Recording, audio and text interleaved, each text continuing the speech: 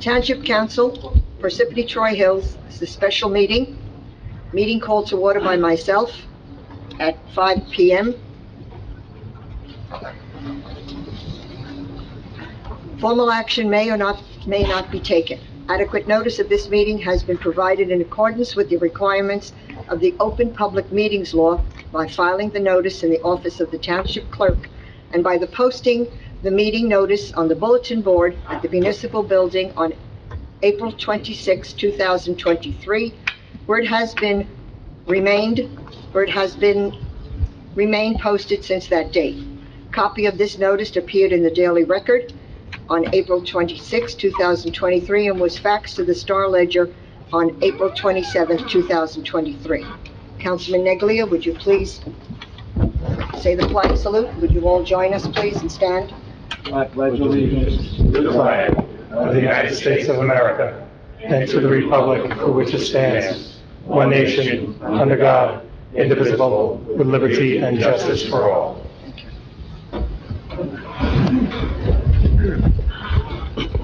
Township Clerk, roll call, please. Okay, we have Mr. Karifi. Here. Mr. DePiero. Here. Mr. Musella. Here. Mr. Neglia. Here. Ms. Grignani. Here. Okay, others present at the meeting are Mayor Barbario, Township Attorney Michael Avery, Business Administrator James Cryan, Township Clerk Colette Madden, and CFO Leonard Ho. At this time, I'd just like to say the agenda of the special meeting is as follows. It's the review and discussion of the Mayor's 2023 budget recommendations. Before we begin with the presentations of the department heads listed on the agenda, we'd like to allow a brief 2 minutes for the administration to make any statements that they see fit. Thank you, Clerk Medina. I do have a question, and I'm going to have to say this because when I became the mayor... Talking to Mike. We can't hear you. Can you hear me? It's supposed to be that good, huh? Can you hear me now? Nope. Can you hear me now? Yes. Yes. All right, I'll just do this for now. And I said that when I became mayor again, I wouldn't let nobody put any false information out, lie or anything like that. So is there Gregory Fallon here today? No, there's no Greg Fallon here today. Well, the reason why I'm bringing this up, because I have an article here from the Tappan Parsippany that I find disturbing because they pretty much write what never even happened at the meeting. It says Musella, Karifi forced Mayor Barbario and council to reverse course on public hearings. Just so the public knows, when I give the budget to the council, it's the council's budget going forward. I do not set up the meetings. If there's going to be meetings, that is up to the township council. Now, Mr. Karifi, did you guys force me? Absolutely not. Whoever wrote that article, Well, you said having a public hearing was ridiculous. But no, I didn't say it was, what I said is that there's nothing to cut, but I don't set up the meetings. You guys do. So now, this was written like an hour and a half, 2 hours after the meeting, when there was no tape for anybody to view whatsoever. So I don't know Gregory Fallon, maybe I do, but we know who owns the who controls the Tappan and the Parsippany. My point is this: I don't want misinformation to get out when it didn't happen. That is not how it happened. And I get up every meeting after the public hearing is over to get up, I put stuff more up, and I come back and I greet individuals and residents that are here. I did not abruptly get up because I wouldn't do that. So whoever wrote this article wrote misinformation. So any misinformation going forward, at any time, I can guarantee you this: from me, you're going to get the right information. You're going to get the truth. And another thing, we're very transparent here into the township and the township government. And I'll challenge any resident, any individual to say otherwise. Because whatever information you want, we will give you. Whatever open request you request, we will give you. Okay, so I just wanted to make that clear. So now, thank you, Colette Medina, Township Clerk, and we can proceed with the process unless the administrator would like to... if I could just add to that, because my name was brought up, and in no way, shape, or form did I force the mayor into anything. Matter of fact, if I recall, Mayor, you made the comment, it's up to you guys. If you want to have the meetings, have the meetings. So you were not against us having them, so I just want that on the record. Okay, anything else from the administration? That's it for now. I'll have more stuff to add later on with regards to a press release that was put out, and and I'll do that at the agenda meeting before, unless it gets brought up tonight. Okay, thank you, Mayor. So I just want to say one thing before we go on with regards to this budget. One thing I'll tell you about this budget, when I came back, and I said this when I ran for office.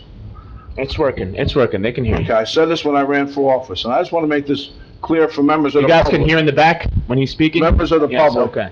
who want to come up and challenge me, I have no issue with that. That's what this process is about, and I respect it.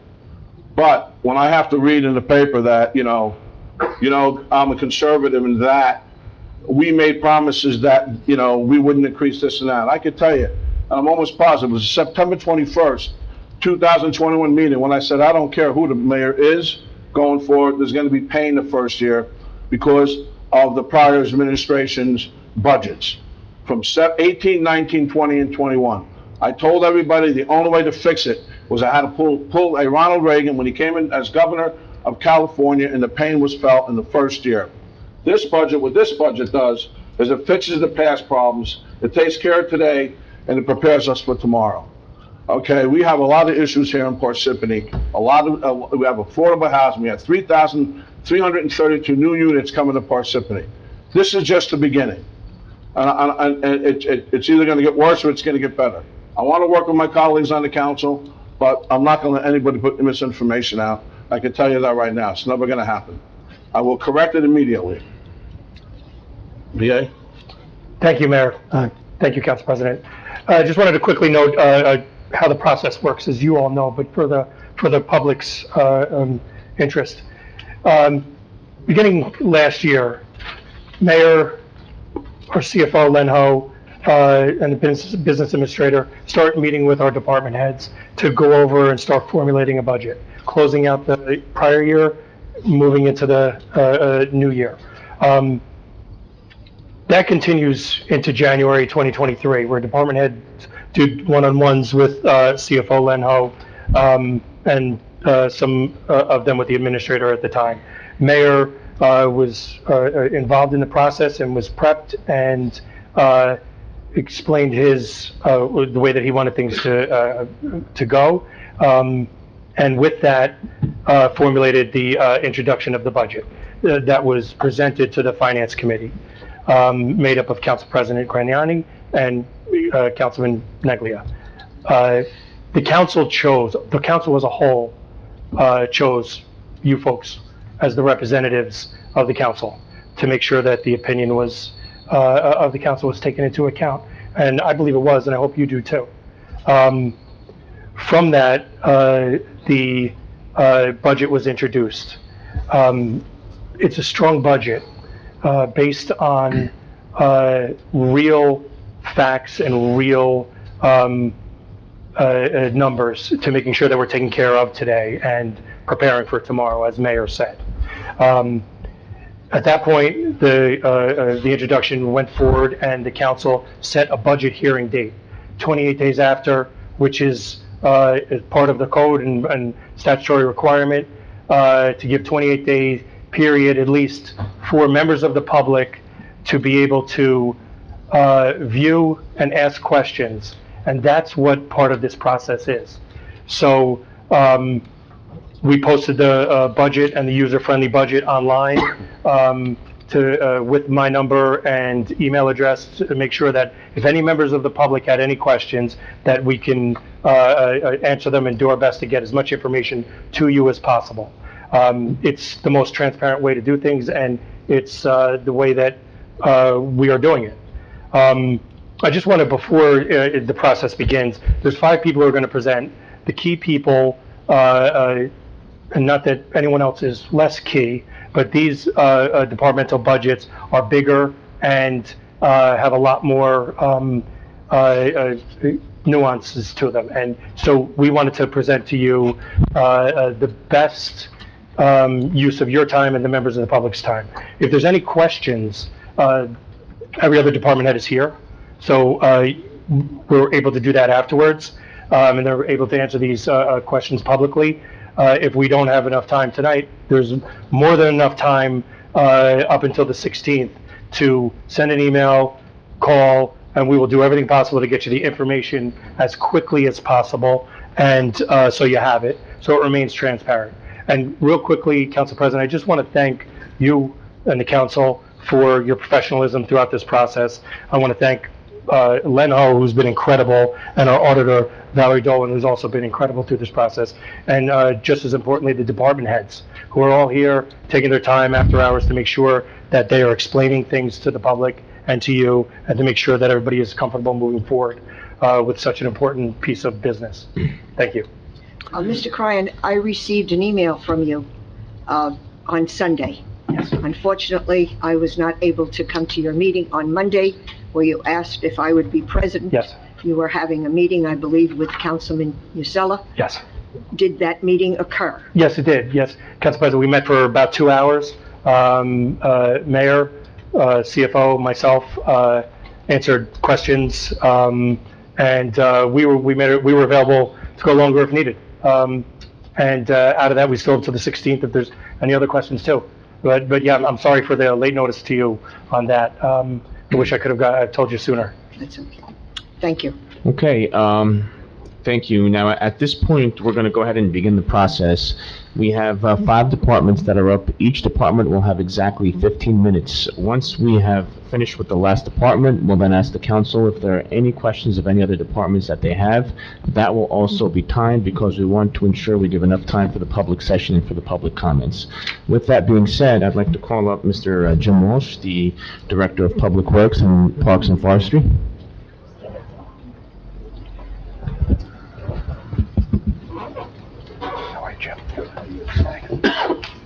Thanks for being here.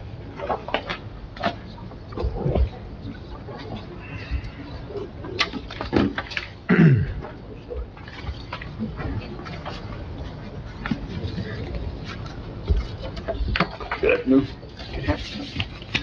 Mr. Walsh, we have the mic. If we could just ask you to speak into the mic for the record. Okay. Can you hear me? Where would you like to start? Okay. Any particular department you want to start with? Yeah, I'll start. Thank you, first and foremost, Mr. Walsh, for making time to be with us today. And thank you for the work that you do for the town. My first question would be, at a high level, out of the entire budget that you have here, what do you feel like you could cut that wouldn't jeopardize your department's ability to perform? Right now, nothing. We've gone through with the administration and cut our budget to the point where if we start cutting anything else, we're going to start cutting services. I have a question. The past several years, you were not able to hire because of the constraints from the previous. You can go into the mic, Ms. Grignani. Sorry about that. For several years, you have not had the opportunity to hire because of the constraints of the previous administration. How many people are you down, not only in the parks, but in our DPW departments?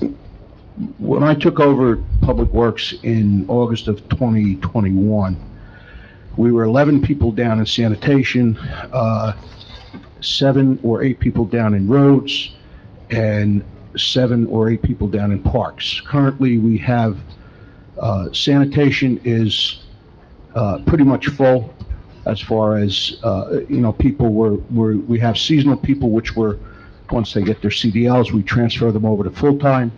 Road department, we have 5 positions now, and parks, we have 5 positions. Okay.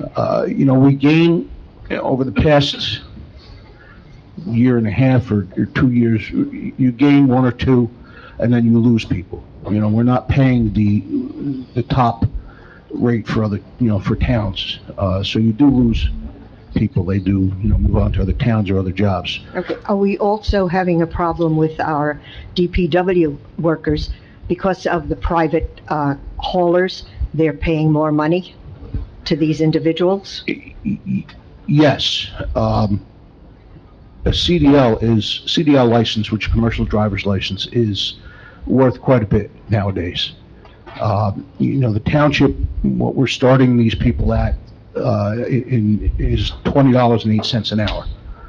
Now, you can go to a private person and make 25, $30 an hour. I don't know what truck drivers are making, but they're making more. What I try to tell these people is, when we're interviewing them, is, the township's not going anywhere. This is a good place to work. You have benefits, you have pensions, you have a steady job. Some do come, some don't. Thank you. Mr. Walsh, for the computer network maintenance and then computer hardware, software, there's almost a $350,000 expenditure there. Can you go into detail on what that is? Which department is this? Buildings and grounds? It's on page 10 of, it's under the line items for That's buildings. not under DPW. That's not DPW. It used to be part of buildings and grounds, not part of DPW. But the information technology, it's broken out this year as a separate line item on the budget. So it's not under Jim's. So if I'm correct, that would be a question for another department head under Correct. IT, correct? Correct. Just wanted to clarify that, thank you.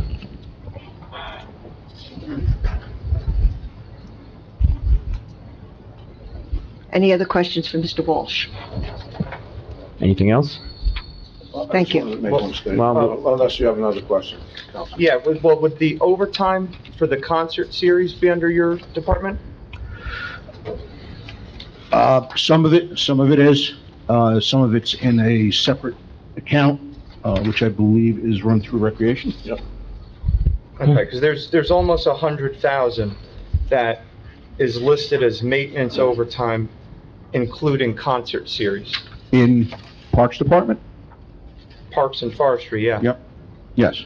We run 7 days a week from the beginning of April to November, to provide the residents to play, use the fields, the facilities, the parks, everything, 7 days a week. The majority of that 100,000 is for that. It's also storm-related call-outs, it's snow plowing, sidewalks, so all of that is put in there. The concerts and that have been moved over. Maybe that was a typo, we didn't take that out. Okay. One thing, Council President, that I just want to mention, we as a town and Public Works as a department offers more services than any other municipality in the county, clearly, and more services than most municipalities in the state. It's just something to think about as you're asking questions or going through these budgets. Maybe Jim could talk about some of the things that we do. Like I just off the top of my head, we expanded the hours of the yard, Yeah. right? Bulk pickup every week. You get bulk pickup every week, you get garbage pickup twice a week, recycling twice a week. We have white goods that you call and schedule. We come out and get it. That's your refrigerators, your washers, your dryers, stuff like that. In sanitation, road department, we take care of all the catch basins, potholes, snow plowing. We also, for the residents through the landscape contractors, we have a yard waste yard, which they can bring their grass and that down to, and then we process it at no charge to any of the landscapers. Parks and Forestry, there's 30 developed parks in town that you can do anything from walk to play football, basketball, cricket, baseball. There's toys, there's picnic areas. When I took over in 2003 for Parks and Forestry, we had 30 employees. Since that time, we have added Veterans Park, roller hockey rinks, General Park 1 and 2, Mount Tabor. We took over Mount Tabor's parks and water tower, Watnon Gardens, Craftsman's Farms, a number of historic houses, and I still have 30 employees. So we are grossly understaffed for the amount of work that we've picked up and that we're responsible for since 2003. I've asked for, 6 employees in the past several years. I've whittled it down to 3 and 3 just because we can't get all 6 employees at one time. But, for the services that we offer the public, we are fairly short-staffed. And when it comes to those services, what metrics do we have in place to ensure that results are being delivered? Well, with the number of people that we have, sometimes we can't get to it all. The infrastructures are getting older. They're gonna need more and more work, which if I had the employees, we would be able to get to. Right now, we're just kind of, going through and getting what we can get done and putting out fires. Whereas if I had the full employees that we need, we wouldn't have to be putting out fires. We'd be able to maintain, maybe get ahead of a few things. Mr. Excuse me. Does this also refer to your equipment over the years? Yep. The maintenance of your equipment? The maintenance, again, we do a 6-year plan, as the administration requires us to do. Since 2020, that 6-year plan has pretty much gone out the window. We've been pushing it back. Parks and sanitation. Sanitation, we're running trucks that are 2014, 2006, 2007. Some of them, we can't go by miles because we don't go that far. We drive, the garbage trucks around town. So we go by hours. Most of them have 14 to 20,000 hours on it, which equates to 500,000 miles. We're not spending 5 minutes hundreds of remaining. dollars. It's 5 minutes remaining. We're not spending hundreds of dollars on these things now to repair. We're spending thousands. I just spent, one of the garbage trucks just spent $12,000 on it. Another one we just had to rebuild for another $10,000. So we're not spending, it's either we got to get equipment or we got to increase our mechanical budgets. Mr. Crine, you bring up a good point about our township and how many services we offer to the residents compared to a lot of other towns. For instance, one of them being garbage pickup. The township picks up people's garbage twice a week here in our town. A lot of other towns in Morris County, the town does not pick up their garbage. The residents are required to pay a private hauler, which can cost each resident for 2 pickups a week in excess of $75 a month. So if you were to add that 75 plus, it could be more, times 12, keep that in mind. You're starting to close in, you're not far from an extra $1,000 a year in garbage pickup. So, you bring up a good point on how, our township offers a lot of services that other townships do not, and that is all covered in people's taxes. Yes. And that's just, like you said, Councilman, that's just garbage. They still got to pay separately for bulk. Yeah, Now, exactly. Bulk, when I was administrator, bulk was twice a year. Right. We do it every Friday. You said the Yeah, bulk, Sorry. the I said bulk, bulk pickup is well, how much do we spend on these things? Copies from the budget. Bulk pickup is twice a year in most towns. Where I was a township administrator, Parsippany is once a week. Our residents get bulk pickup once a week, and they get really great service for what we have to offer. And Mr. Walsh, I want to follow up on my original question. And I heard you say that, since you've started with 30 people, and in your tenure here, more and more work has been poured on you without additional staff. Do you feel like it's appropriate to reevaluate what services your people are providing, so that way we can ensure they're being put to their most productive use? At some point, we're going to have to see what services we don't offer. The employees can only get, so much work done in a day. And to be specific, what services do you feel like, in your opinion, are underutilized? There's nothing really underutilized here. The parks are used, sometimes overused. Garbage, we're constantly getting, we go out and we pick up stuff, at their request. I don't think there's ever, very rarely there's a time we don't say no to a resident. road department. We are so far behind on our, drainage basins and that, you can't get to them. So there's nothing that we're underutilizing. We need more manpower. Mr. Walsh, I've always been a proponent of staying ahead of the grid, trying to be proactive. And you mentioned the lack of employees. If you had to guesstimate how many more employees you need to not only stay equal to, but kind of get ahead of things, what would your estimate be of that? I would say probably in parks, we need 6 additional employees. Okay. Road department, you probably need 3 or 4. 1 minute remaining. Sanitation is, we're doing pretty good there. That's probably the only department that we're doing good in. Considering what you came in with 30 and what you have now and all that's been put upon you, you guys should be commended. All those workers and yourself, you've done a heck of a job. I thank you for that.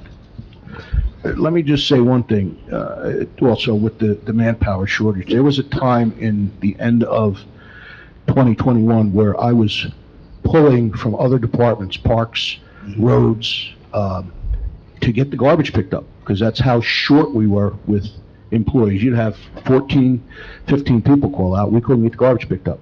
And to me, that's a health issue. That has to be done before anything else. So, with that kind of manpower shortage, we're drawing from other departments and further hampering them from getting their job done. Okay. So that means things in the parks and stuff were not getting done. Correct. Because you just didn't have Correct. demand. Parks weren't getting cleaned up or getting cut, road department weren't filling potholes, we weren't doing any of our drainage projects that should have been done in-house, because we had to do this. Okay, time's up. If you guys have any other questions for Mr. Walsh, we can ask him to come back after we've run through the rest of the departments. Mr. Walsh, thank you for your time. Thank you. Thank you, Mr. Walsh. Thank you. Thank you. Thank you.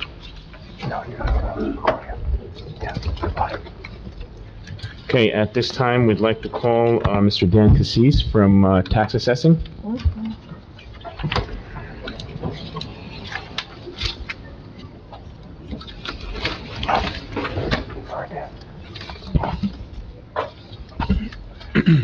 Well, Danny's coming up. I'd just like to make an observation. I made this statement at our last meeting. It wasn't printed, so I'll make it again. Over the previous administration for 4 years, there was a hiring freeze imposed upon our department heads. They could not rehire, they could not replace people who left or quit or retired. So they had a deficit right off the bat that was accumulating for 4 years. And then the budgets were passed so late in the year that even the equipment they needed, by the time the budget was approved, we were 3/4 of the way through the year and they couldn't get the equipment they needed. So they were short-handed and short-equipped for 4 years. Every department, you're going to hear the same kind of a story. They were under the gun for 4 years. Mike, if you could just speak into the mic a little bit, just so they can't hear you over here on the side. Okay, I'll put it closer. For 4 years, they were under-equipped and undermanned, and there was nothing they could do about it except the best they could to get the job done.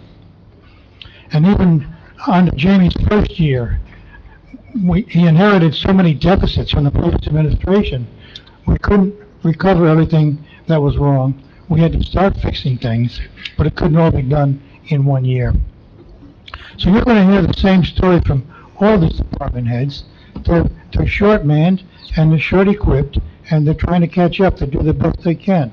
To cut any, in my opinion, to cut any of their budgets, okay, is going to mean cutting services, because they've already been thinned out for 4 years, and we need to build them up, not thin them out some more. My 2 cents. Thank you, Council Vice President. At this time, we can begin our next presentation. Council members, would you like to ask any questions initially, or if not, then we'll have Dan begin his presentation. Okay, go ahead, Dan, you're on. It works. Councilman, how can I help you? I'm here for questions. I gave you guys a presentation. Did you get a chance to look at it? One of them was the Moody's rating. Now, as the mayor's economic advisor, he asked me to get involved with Moody's. I don't normally do. If I do, sometimes can you hear me? No. Sometimes I'm asked, an off-the-record question, but he wanted me to get more involved in it because we are in a dilemma. I mean, we're in COVID-19 now. At one time, we had 12 million square feet of office space. Now we have 11. Thank God we are repurposing these sites. We gotta get our vacancy rate down. Speak into the mic, please. I don't know if the mic's working. Is it? Oh, there we It's go. working, you have to Okay, speak so up. like I said, the mayor put me on, I'm the mayor's economic committee advisor, and he put me on the Moody's committee. And what I did was I found what they were looking for. They're looking for a reason to lower our bond rating because of COVID-19. And that's what they do. If they lower our bond rating, we will want to do streets, we want to put water towers up. It's going to cost us more money in interest. So I put together a presentation, and you see it, which says future growth of ratables. It took me a while to put together. It shows that over the next couple of years, we're going to have $260 million of new ratables that are going to go online. This is due to office buildings being demolished. Over 1,393,000 square feet of office buildings have been demolished. This is a good thing. We have to get these buildings down, and we have to repurpose them. Some are for industrial, some are for Top Golf, some are for apartments, which were mandated by the courts. I put in there concern about the diversity of ratables. Are we dependent on any class? They don't really like when you're dependent on commercial properties. It's very volatile. Residential properties are good because they're stable. They go up normally or they go down like this. But commercial properties can go up real fast and go down real fast. The last thing I put on the presentation for the Moody's people was the stability of ratables. Over the last 7 years, I've been able to increase the ratables. Every single year, the last 8 years, even with this COVID-19 market. And by the way, I am losing ratables. I mean, I just went out of my way, the Hilton, the Tara, Courtyard by Marriott, the Residence Inn, all filed tax appeals on us. They had pending year tax appeals looking for refunds due to the low vacancy, low occupancy because of COVID-19. I reached out to the attorneys and I settled them with no refunds. I did that. I called the attorney, I said, I'm going to be calling them. I called my expert, Louis Eisenberg, or McNerney Associates, and I got a letter of recommendation on my settlement numbers. So, and I still showed an increase in ratables, because I went out and I reassessed all the apartments in town by myself. Usually get an outside firm to do that. I did. You're going to hear a lot of tax attorneys say, you're going to hear a lot of tax attorneys say that Dan Cassis is increasing assessments on certain properties without permits, because you don't need permits to renovate kitchens in apartments or houses. So I'm what they call a very aggressive tax assessor, and I do things what the mayor asked me to do as an economic advisor. I think him getting me involved in this Moody's discussions to look at our bond rating.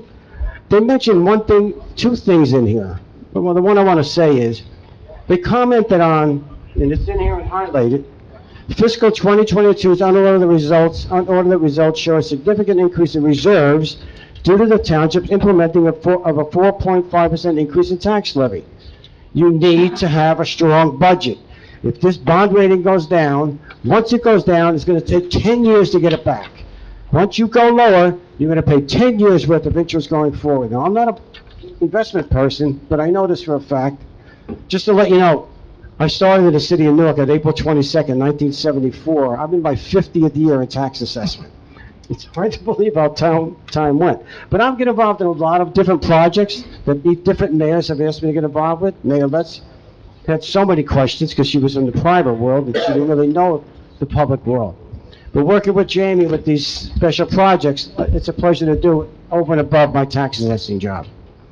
One of the other things I want to show you is on page 2 of my presentation, Councilman. It shows that we are 24% of the amount of taxes being collected.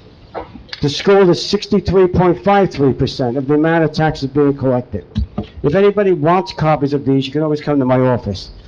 And also, on the third page, to show everybody I'm responsible for $7.3 billion in assessments. A tax point is $730,000. For you to lower a resident's taxes, you have to cut the budget $730,000 to lower a homeowner's taxes $31. The bulk of the budget comes from the Board of Education. There are $159 million budget, which was just approved. And so to make a substantial cut, you really have to cut the budget. And it's just not capable to do that. When you try to cut the budgets a little at a time, Moody's looks at that. They like flush budgets. They like to see you're not on skin and bones. And believe me, we got through this, talking about skin and bones, by the skin and bones. They were gonna lower us. I mean, if I didn't put down the presentation, if you guys didn't approve the budget increase, our bond would have went down. And I'm not kidding you. It's gonna take 10 years to put that back up. I think I put one more thing together.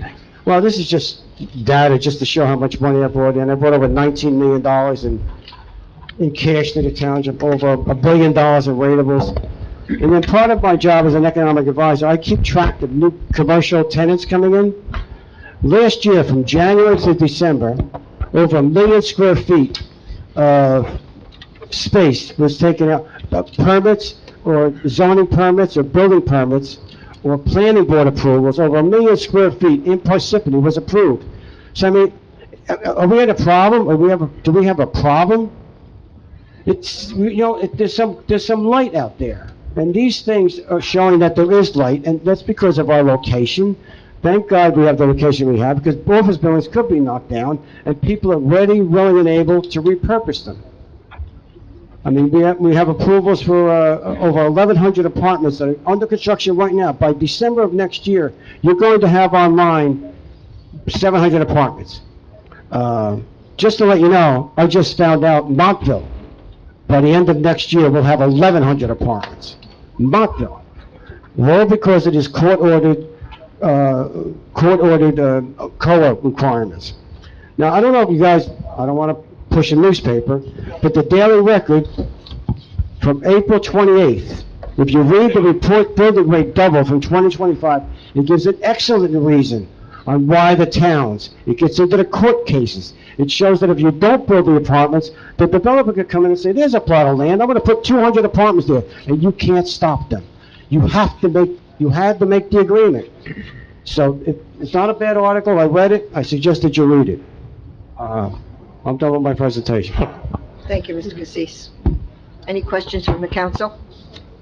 Yeah, Mr. Cassis, in your opinion, and thank you for being here today, how do you feel like Parsippany is set for the future of a downturn in the office market? Great question. Mike. Great question. The effects of COVID on the office market is still, look, I'm seeing glimmers of light out there, and I'm seeing days of doom. I mean, I'll give you an idea. ADP walked away from 15 Waterview. They walked away from it, sold it for $7 million. And then you get a glimmer of Avis, is at 6 Sylvan Way. They left that building, the lease runs out in December of this year, and they bought Latitude East and West, converted it to a condominium. They bought 157,000 square feet of condominium office space in Latitude, because the amenities, you have to go by the building. The amenities in that building are phenomenal. For the millennials, they like this. They like the open air, there's an atrium, there's a workout area. The diversity in this town is fabulous. The location is fabulous. That's why you're getting these developers to expend money into office buildings, because of the location. But they want high end. I'm finding more and more, and there's another condominium, 1140, 1160 Parsippany Boulevard. They just converted it to the two office buildings there, and they made a condominium out of it because they wanted to sell one of the buildings off. 5 minutes remaining. I need more. But you do see glimmers of light. I mean, the total effect of COVID-19 on the office space hasn't really been said. You can read it, you see it in the paper, but I'm telling you right now, if there's anybody going to get through, it's going to be Parsippany. We have the best location. I mean, as the economic advisor, I put together a map showing all the designation, showing all the locations of the streets. But next question. Yeah, and it's been mentioned many times that the tax increase of last year is what prevented Moody's downgrading our bond rating. So my question to you is, outside of just large tax increases that are put onto the taxpayer in an effort to prevent downgrading our bonds, what else can we be doing that we're not doing as a municipality right now? It's a good question. One of the things that this administration did, at my recommendation, it was difficult to do, is I asked for more money in reserve for appeals. You don't have enough money. I'm a councilman, you run a business. I picked up $265 million last year. The collector picked it up. I'm the one that told him to do it. Anyway, you're only putting $1 million aside for me for reserve for appeals. That's not enough money. The prior administration, in their, they came to me and they said, Dan, we're going to take $800,000 out of reserve for appeals. Do you need it this year? So I called my attorney, which I have one, because I need one. I did. So I said, can I write a letter saying that I don't need the money this year? And I didn't. My lawyer said, it's up to them if they want to plan for the future. If they don't want to plan for the future, they could do what they want to do. They took $800,000 out. This administration, at my recommendation, I said, you can't leave me with $300,000. I have $265 million worth of money out there. I said, I have pending appeals. You would leave no room for me to settle. So they put aside $1 million. That $1 million represents 1.3% of the tax increase. So we wouldn't have to, If that $800,000 were there, we wouldn't need the $1 million.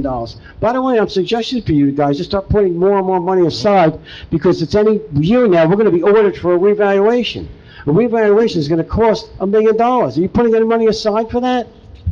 I'm not saying that we should increase the taxes, but if you wanna plan for the future, you have to increase the taxes. I mean, what are you gonna do? Either that or you're gonna have to bond for it.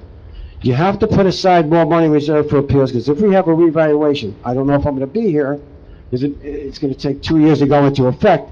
We're gonna be hit hard with tax appeals, So and there's going to be refunds.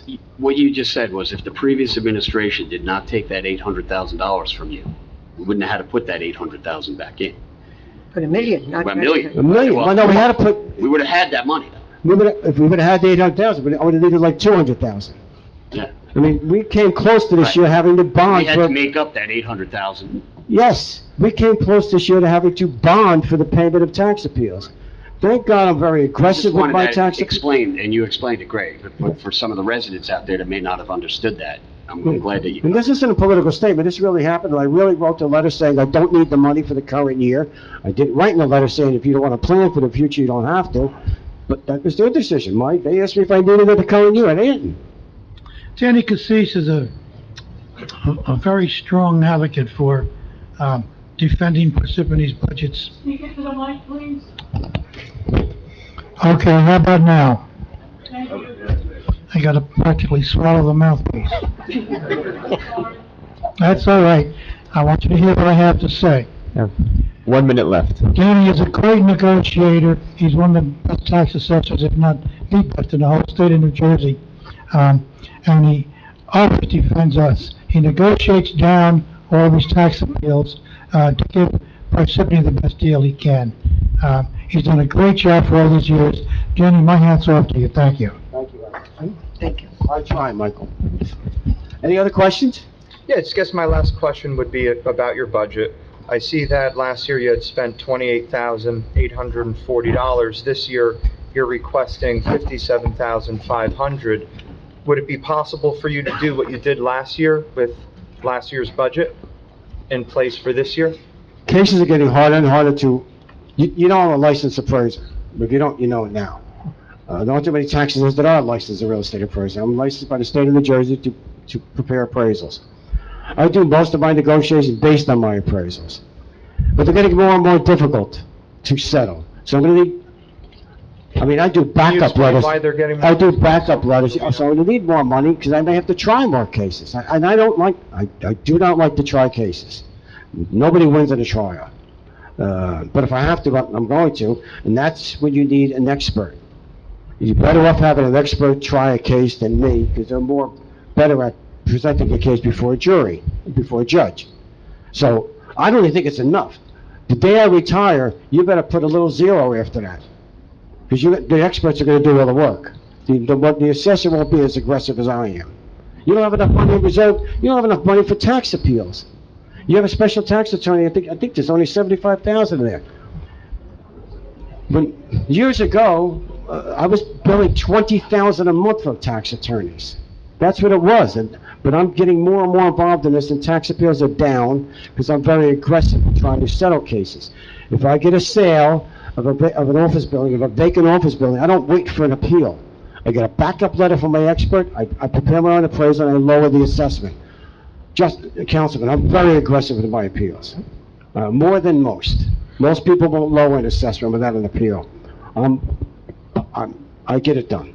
Okay, thank you. Excuse me, I have a question for Mr. Ho. With the amount of money that Councilman Musella is questioning Mr. Cassis, we're talking about maybe $40,000 on this particular budget. No, I certainly would keep it at 40,000. But how much of a tax decrease is that going to be to our residents? We're talking about possibly $40,000. It's coming from 28 to 57. I mean, how much of a tax break are we talking about? I think 29,000? That's too small to do it on top of my head. Exactly. Yeah. Okay. 730,000 is gonna save a taxpayer Yes. $39 a month, $31 a year. And that's, by the way, I was a math major and economics major in college, so I'm just a little good with numbers, and I'm very good with these numbers. But you really gotta cut the budget a whole lot, enough that you're gonna affect services. You're absolutely That's what I correct. was trying to point out. These and that- small little amounts are not going to be helping. Remember what I said about Moody's. 30,000. Moody's looks at these things. Moody's looks Yes. at budgets. If they see that we're on skin and bones, they're going to downgrade us. It's very important that we're flush. We are a strong town. Our rate was, gotta see what COVID-19 pans out, but there are, like I said, some good things and some bad things. Thank you. Thank you, Mr. Just to, All right, so I'm gonna Counter- allow this one time, but we do have to keep it moving because we do have an agenda meeting that has to start promptly at 7. Go ahead, Councilman. yeah, my last Musella. point, just to give a different perspective from what the council president said, is that there is a very specific reason to ask line by line, especially when there are increases, no matter how small, no matter how large, because it's about the economic ethos in the culture that we have in this municipality. So I understand your point that it might not be a lot of money, but in the aggregate, across all of the other budgets, it does add up. Okay. With that being said, just you can please hold your applause. Thank you. Mr. Cassis, thank you for your time. Thank you. Good job. When am I coming back? Hopefully never.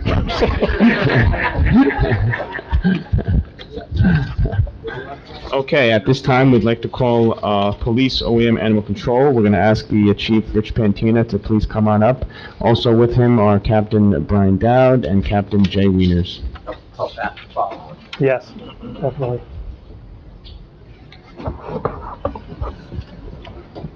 Good evening, everyone.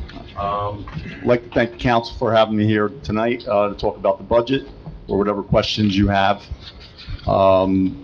It's been a rough go for the last couple of years. We've had some positive things happen in the last year. We passed accreditation, which is a testament to the officers that we have working. We have a wonderful police department here. This makes them more professional and better trained, and which is always helpful. I'd like to thank the mayor and the BA for the resolution that was passed late last year where they replace officers that retire, and the council also passing that. That's a huge help for us. We know we're in a tough spot with adding officers, but if we could just replace what we had, it really is a benefit to the department and to the township. You know, I could stay up here and talk about the officers at the department all day. I really think they are a class act. But I'd like to thank the public for always being supportive of the police department.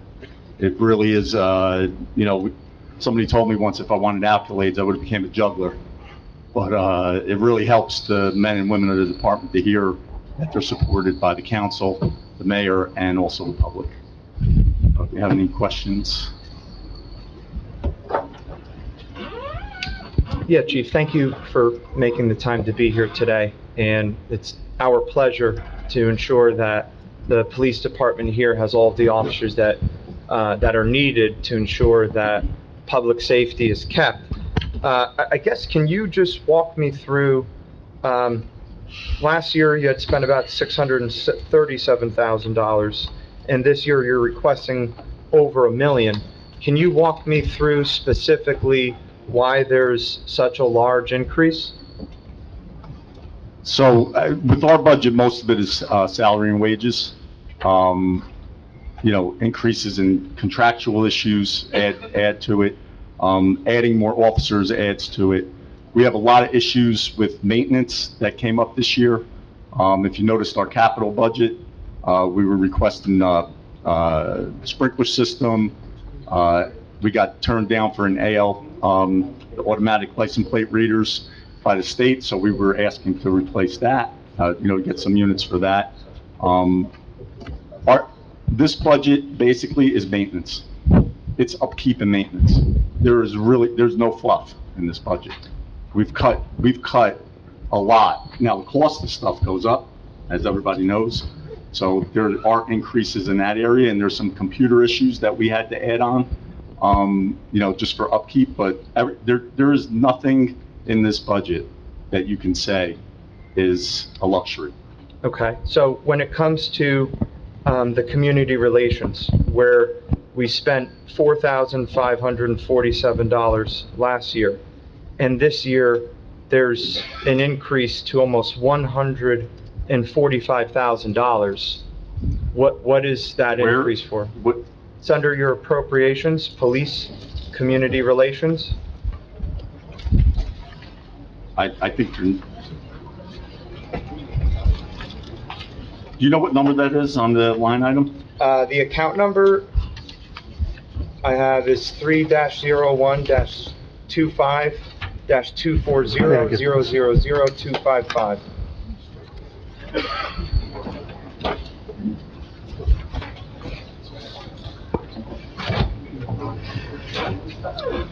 Oh, okay, community relations is 8,000. Last year was 7,500. I think you're down the line for computer non-network maintenance, that's 145,000.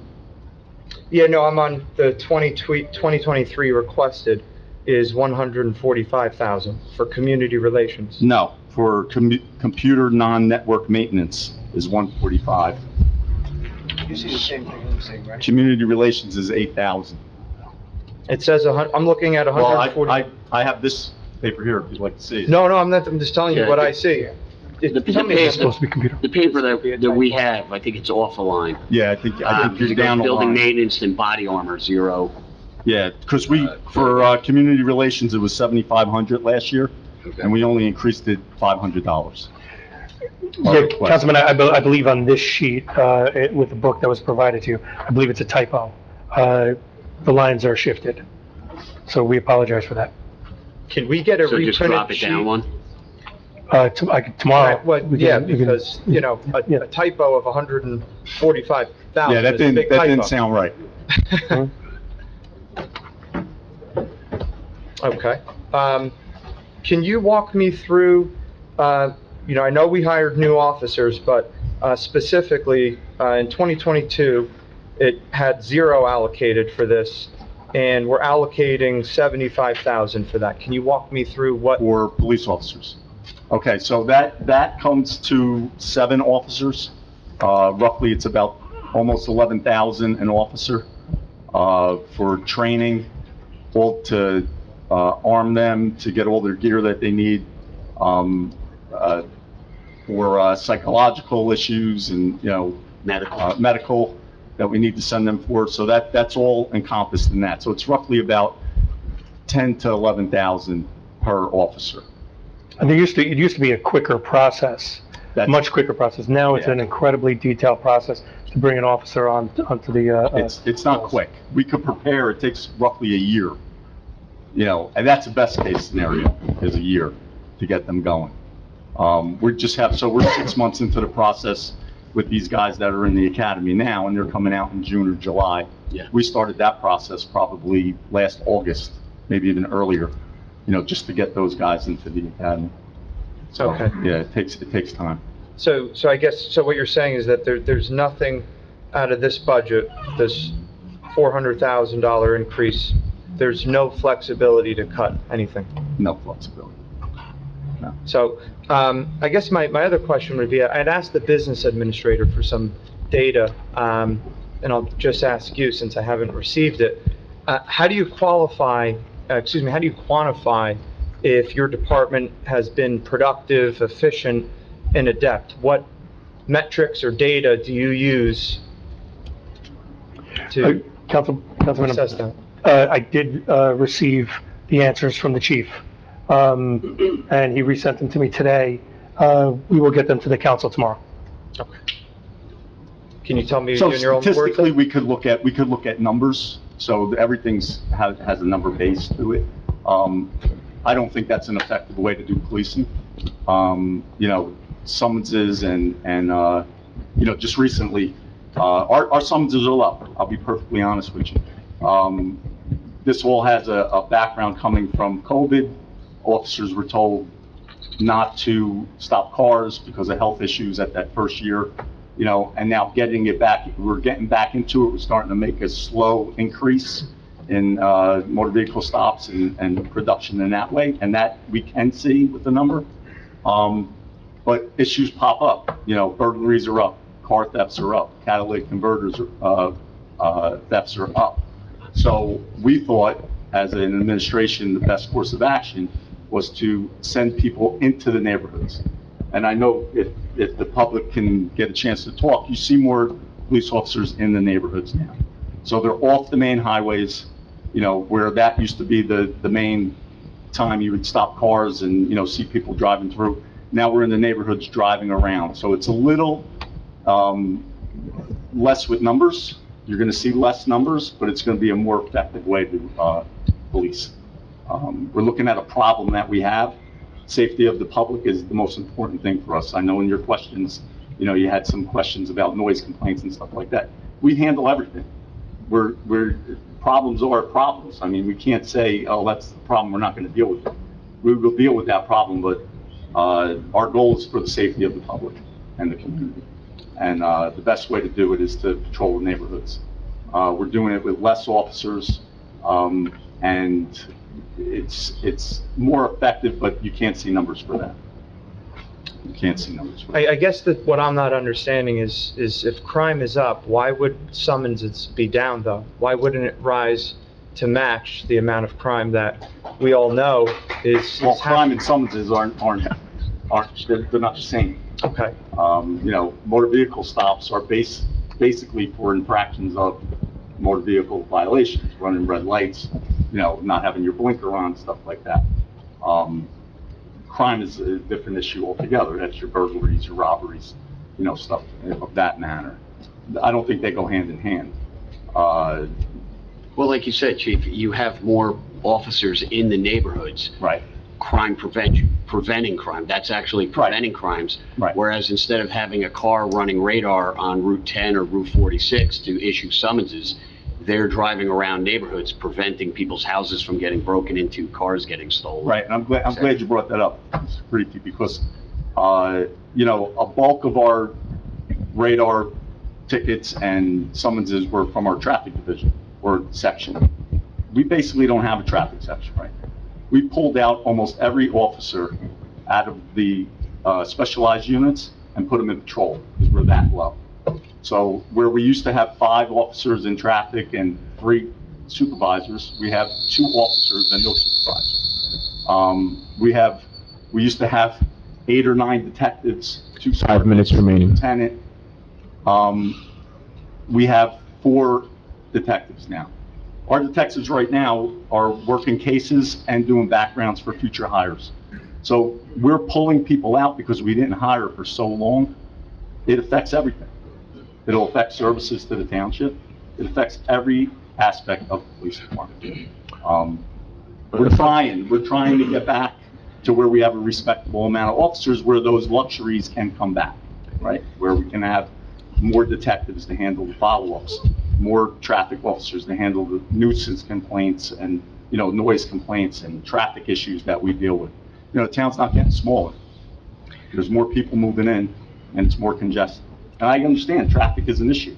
Chief, Traffic violations are an what issue. is the number of officers, the highest we've ever had, and the solid number that we needed to run the... We've had, I don't think we've ever hit 113, but we had 111 years ago. I'm talking a long time ago. And what do we have now deployable? So in 2018, we had 105, and 100 deployable.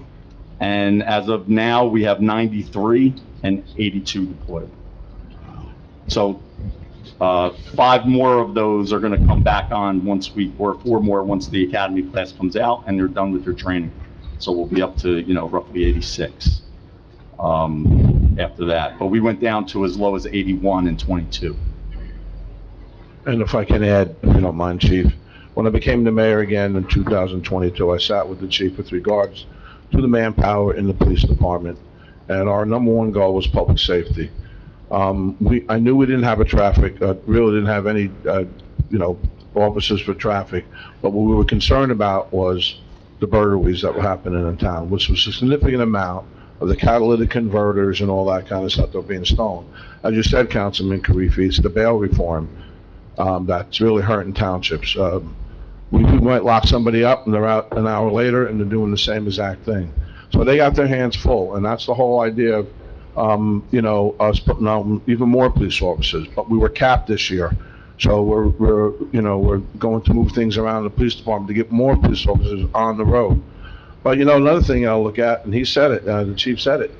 If you have 3,032 units that were approved, and over the last so many years, we're gonna have to beef our police department up even more, because traffic is going to become a concern in the township. So if you want to, cut anything from this budget, this would be devastating to the police department, as they're short now. And what he means by deployable, he means those are the police officers we can put on the road. That's deployable, okay? When I left in 2017, we had 103 police officers, 105 police officers. When I came back, it was significantly low. Because once the money's taken out of the budget, good luck trying to put it back in for the services that you need. It's really almost impossible without significantly impacting the tax rate. The other thing you said, Mayor, we're gonna have 3,200 more units. That means the request for services, police calls, amount of calls is gonna go up. Right. So that means more officers are gonna be tied up on more calls. So that's another reason why we need to, for the public safety of this town, we need to keep as many officers as we can on the street. I have a question, Chief. Do we have any idea how many men and women will be retiring from our force this year? So in the next year or two, we probably could lose about 24 officers. A majority of the command staff and the 1 minute remaining. supervisors that we have are eligible to retire. That's going to be a problem. I mean, if something changes years ago, the state was making changes and officers were quick to run out the door. That is a big problem. If we can't push up the line and bring people in at the base level. And like you said, Chief, it takes from start to finish, training, FTO program, that's field training officer program. It's about a year from the time you start looking for an officer till you get the finished product and they're out on the road. With all the training in the academy's up to 22 weeks now. So you're FTO talking is a full 18 year. weeks. So if a lot of our people decide to retire in one shot, we could really be. Right. And I know most of you are here. I know Mr. DiPiero, you were here when I started on the council. And when you have those voids in time where you don't hire, it not only affects you at that time, it'll affect you 25 years down the line. Because now you're trying to catch up for that amount of people that are walking out the door at the same time. And it's very difficult.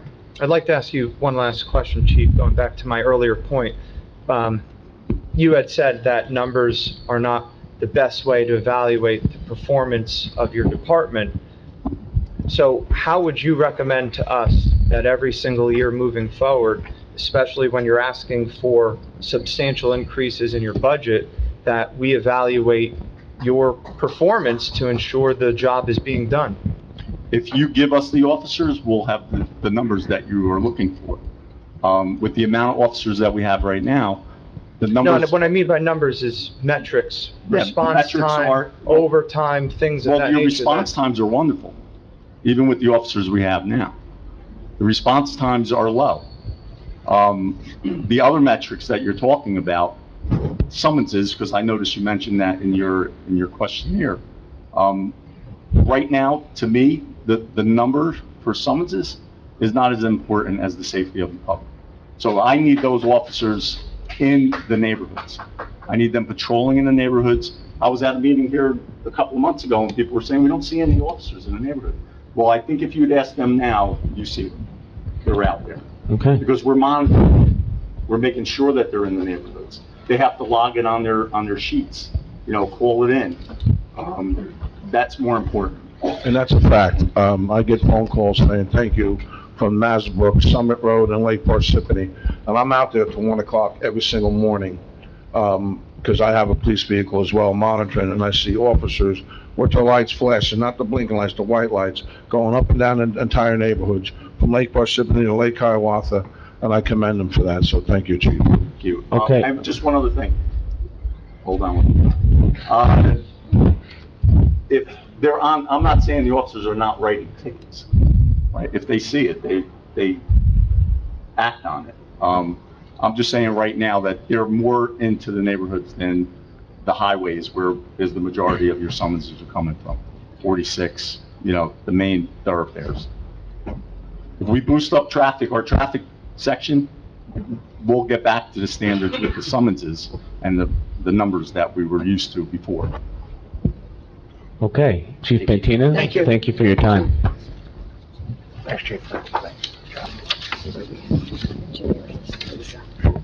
All right, at this time, we're going to go ahead and call up Mr. Justin Lizza from Engineering.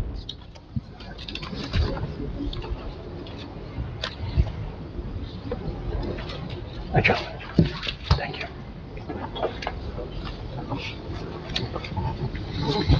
Justin Lees, municipal engineer. Good evening. Can everyone hear him in the back, please? Justin Leza, municipal engineer. So you have in front of you my budget. The O&E budget is essentially the same as last year. It's about $50,840. It's actually a $20 increase over last year, and that's really in the line item for vehicle equipment, just because we have a new vehicle request in the budget this year to replace a 2008 van that is costing us a lot of money just trying to maintain it and keep it on the road. So the increase was just really for emergency lighting and other equipment for that van. The bulk of my budget request is in capital. I'm requesting just under $6 million for capital improvements, which incidentally is down from a little over $11 million, which my initial request was, because we've just been so far behind the last couple of years with our capital improvements. The budget has been cut so much. There's a lot of infrastructure that needs to be maintained. Being aware that we can't do it all at one time, we were able to prioritize a lot of these projects and get it down to just under $6 million, which will help us start getting back to where we were a couple of years ago with our improvements. As council's aware, before you ask questions, in 2021, Township engineer only had $1.8 million in his capital for repair of roads, which is nowhere near the amount. You need a much larger amount. So when I came in 2022, we had to fix that because we were so far behind in repairs of roadways and infrastructure on our roadways that we had to address it. And we are addressing it again this year. But as he said, he's still lower than he would like to be. But we do have a lot of roads that need to be repaired. So when you touch the infrastructure and you think you're doing a good thing by cutting, and I don't mean you guys because it's been done in the past, it's not always so good to do because you get behind. And as you know, the supply chain and the cost of the supply chain, the rate of inflation being at 7.1% and bond rating's up, it's really difficult to navigate. Justin, I believe you work on a 5-year,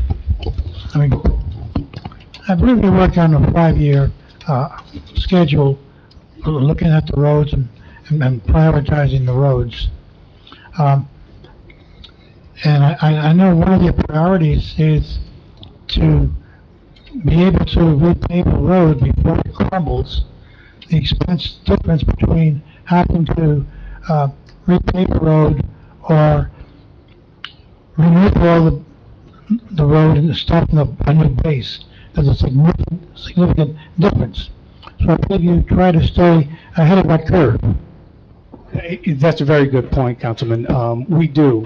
We evaluate the roads every year, provide a ranking for them, but what we want to do is stay ahead of that crumbling aspect. It's a lot more cost-effective to mill and resurface a road with just 2 inches of asphalt than wait until it significantly deteriorates, where now you have base repair and sub-base improvements, which just drive the costs up exponentially. So you're absolutely right. We try to stay on top of it as best we can so that we're being prudent with those improvements and maintaining the roads very, in an efficient way. One of the other questions I get from the public many times is, part of your priorities are how much usage your road gets, how much wear and tear on the road. The main roads get a lot more than neighborhood roads and dead-end streets. So your priorities depend on that also. A main road that's starting to deteriorate has to be addressed before a dead-end road. Not that people those roads are not important too, but it's a priority game and it's a budget game.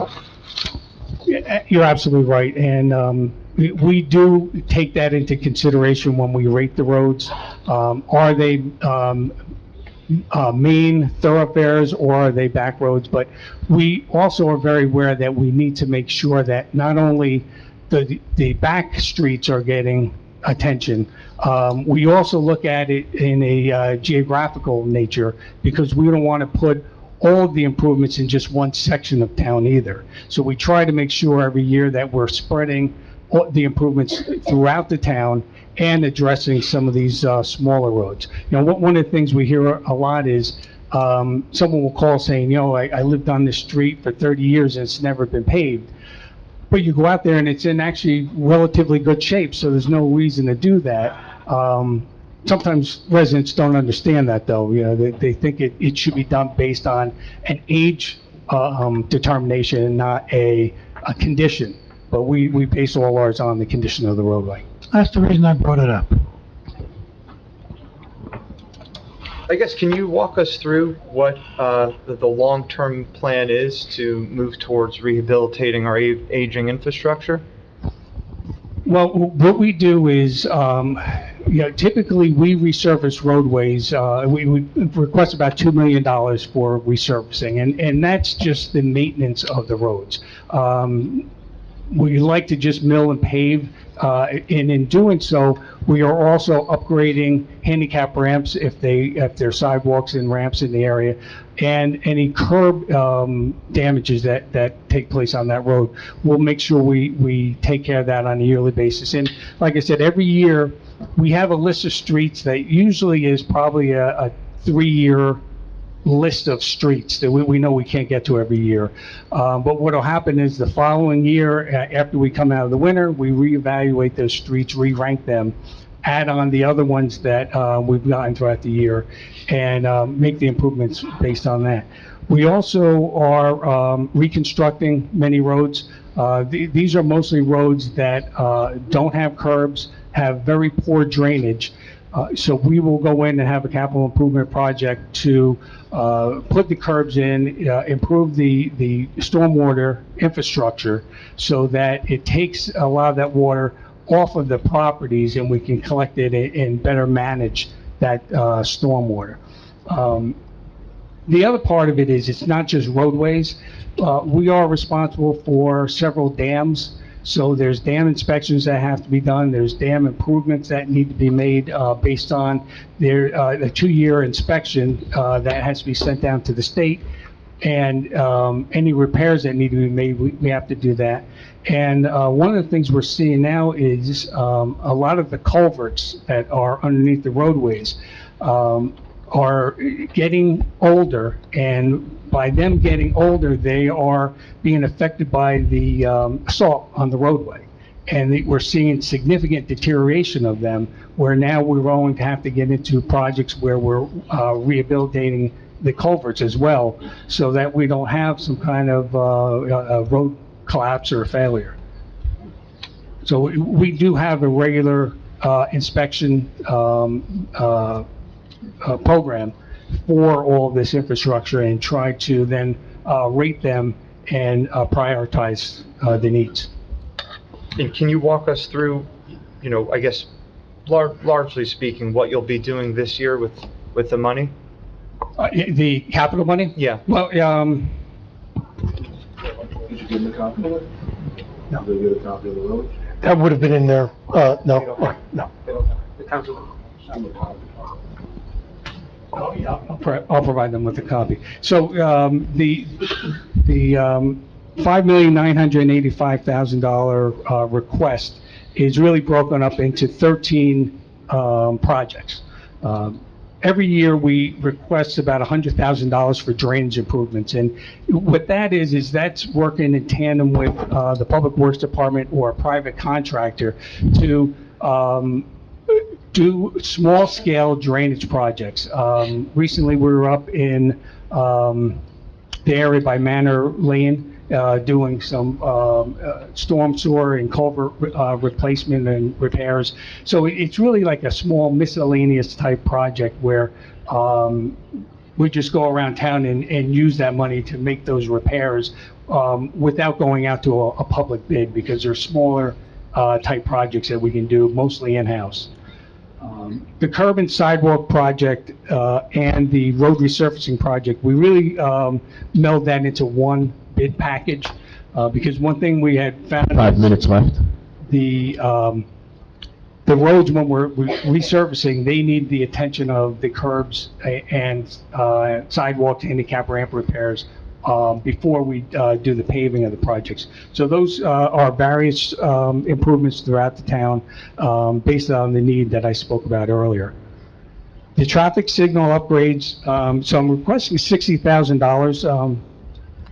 40,000 of it is actually from 2018. It was budgeted in 2018 and adopted, but there was, and maybe Len can shed more light on it, but we had to cancel some of those funds.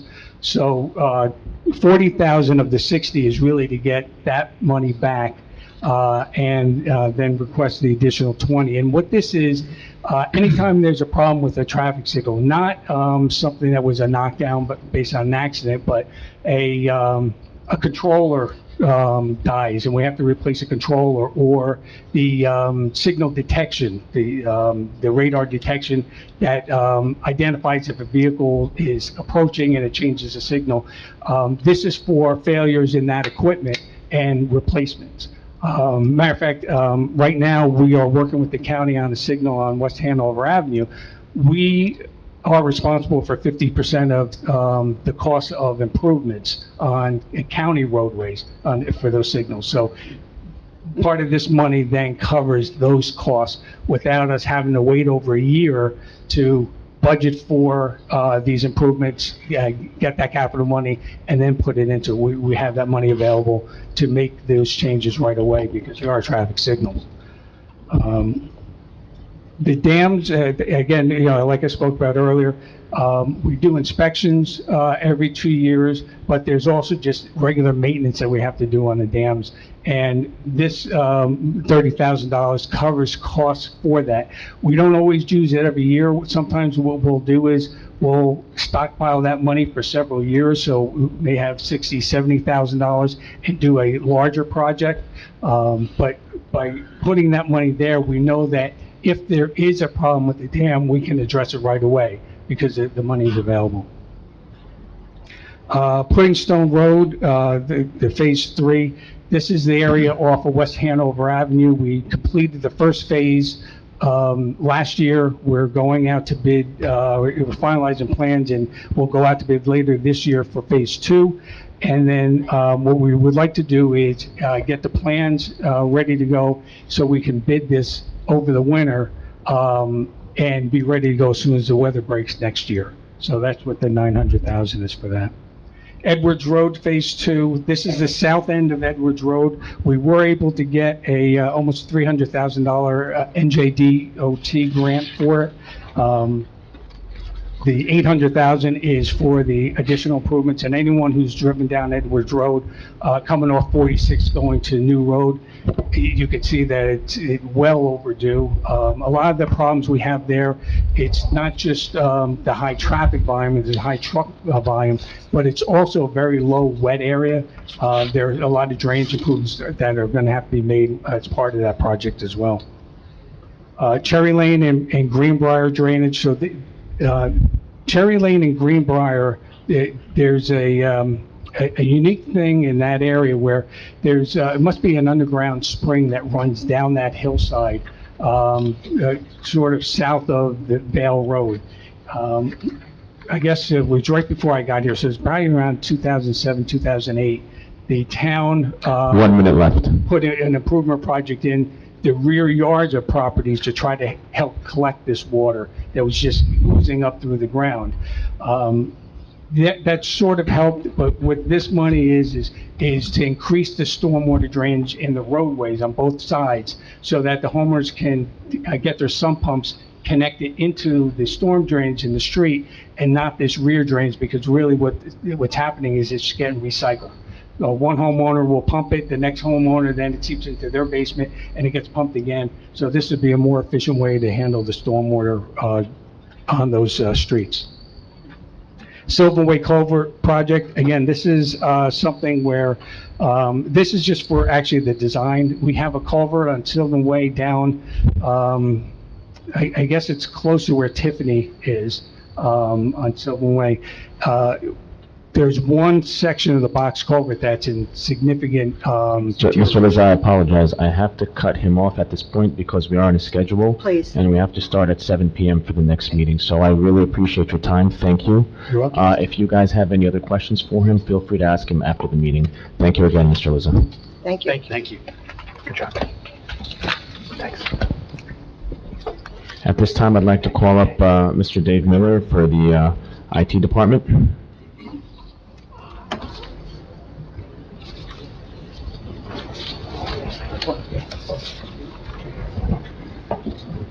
Good evening, everyone. Thanks, Dave. Thanks for being here.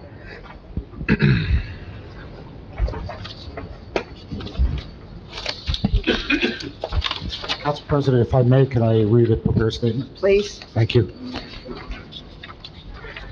Ladies and gentlemen, it's my professional opinion that the IT budget submitted is as close to the bone as we could possibly get without compromising the security of our data within realistic cost constraints.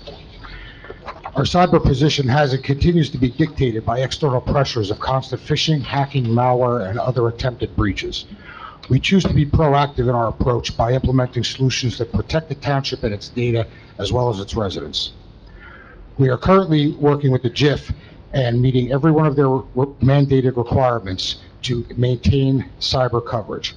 Without cyber coverage, we could not handle financially what it would cost to recover from a breach. I noted in your budget that $100,000 Correct. will be given to your department. Correct. Could you please explain, detail as best you can, what that will entail and why we need that $100,000 in your budget? Yes, ma'am. I'd be happy to. There will be certain things I will leave out for security reasons, if that's okay. That's fine. Thank you. We recently migrated to Office 365 in the cloud, as well as migrating our email security to Barracuda, which also includes archiving email. And as we all know, in our business, shall we say, we have to deal with something called Oprah. and e-discovery. I need to maintain that data. I have no choice. We moved to that solution because in a long term, short term, it's a little more money. Long term, it's going to save us money. We're not going to have to maintain servers and hardware and software and firmware to continue to keep us at the service level we're at. So every 3 to 5 years, I'd have to refresh servers, refresh equipment, refresh basically everything in that zone. By moving to the cloud takes care of all that for us. It also saves time on myself and my folks who have to do things on and off hours as to not interrupt business during the day. That cost was initially put into the capital for the prior year. We started the process when, there's no really nice way to say this, I was basically quasi lied to. I was told it was not going to hit us until we went live. Microsoft starts from the day you start the project. So we started in December. I thought I wouldn't be sitting before you till next year. But unfortunately, if I don't get this money, email goes down in December, as does the archive, as does any hope of getting any OPA requests, e-discoveries, or anything. We're also concerned about the security, Yes, ma'am. as several towns, schools have been Devastated. hacked, Devastated. and that will assist us. That will do everything we possibly could for the money we are requesting. Nothing is perfect. I will tell you right now, if anybody tells you their solution's perfect, they're lying to you. We do the best we can with the money we can get. Again, nothing's perfect. We could spend 3 times that money and still get hammered. It all depends. We do the best we can. We've been very, very, very, very lucky. We have not been touched in any way, shape, or form. I have currently employed AI, for those of you that don't know, artificial intelligence. We have that also watching our email, as well as our network defense. So the AI can react considerably faster than any human and alerts us immediately to, we'll call it, funny things happening on the network. It immediately shuts it down until we say okay or no. So this is watching 24/7, 365. No person could possibly do this. Unfortunately, technology costs money. Good technology costs more money. And the days of us running the IT shop out of a server in a closet are long gone. As you said, security is like basically job one. We need to secure our data. I don't need someone, unfortunately, maybe hacking your email account and sending emails out to the residents saying whatever they want to say. I wouldn't want to have to look at you if that happened. By doing what we're doing, we are making every effort to prevent that. Again, nothing's perfect. If anybody tells you their stuff's perfect, they're lying to you. Nothing's perfect. Some things we're currently doing, we're currently upgrading all our firewalls. We're evaluating 2 different types of firewalls. Them I can tell you what they are, Meraki and Fortinet. We are running it through its paces to see what best fits for us. We're upgrading our wireless solutions across the township to Meraki, which will integrate with no matter which firewall we pick, Fortinet or Meraki.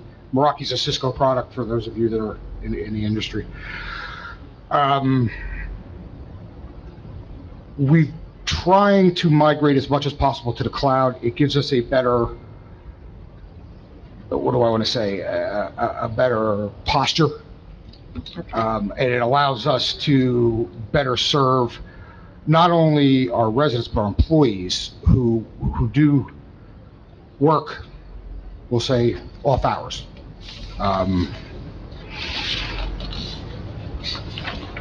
The other thing with moving to the cloud, as we talked about, as you asked, Council President, I'm sorry, is our downtime is significantly less. Average downtime of an in-house Exchange server, for the audience, Microsoft Exchange is the email server that provides Outlook with the data that gives you your email. Average downtime for an in-house box, 30 hours. Average. Cloud, 8.6. That's a year. Like when we have to do upgrades and update firmware, software, exchange updates, patches, all that stuff, we do our best to do things off hours as to not interrupt anybody trying to contact yourselves or inside operations. All that stuff has been taken off of our plate, thankfully. I could probably talk for about 2 hours. Does anybody have any questions? Yeah, I guess just in very simple terms for all of us, can you walk us through what going to the cloud will do operationally for the township and how? Yes, absolutely, no problem. I'll use COVID-19 as an example. When we were forced to space, we had people working sometimes in town hall. This would allow them to access securely, keywords securely, any application they needed to remotely from their home computer. So we would not have to purchase or provide township-based equipment. Because I'll be honest with you, and any of us here know, the second it leaves my eyes, they're doing something they shouldn't. I know it, you know it, they know it. This allows them to use their own. We do not have to pay for equipment for, say, and I'll use Danny as an example. If Danny needed to do work from home and he needed to do certain things for appeals and contact attorneys and work on the spreadsheets that are located here on the network, then he could do that securely. Again, the most important thing to me is securely and cost effectively, because we would not have to provide him with equipment to do so from home. So by migrating to the cloud, it's allowing us a better operational posture to our employees and allowing us to respond to constituents and citizens with concerns and things they may have, basically 24/7, 365. If it was the old days where everything was in the box, Justin, you might send me an email and it's Saturday night. Well, I might not see it till Monday morning. By then you probably may or may not even care what my answer is. I still would. Well, thank you, Justin. But you know what I'm saying? We're much more, I'm trying to think of the right phrase I want to use. Proficient. Efficient, or, from a security posture, we're in a much better shape.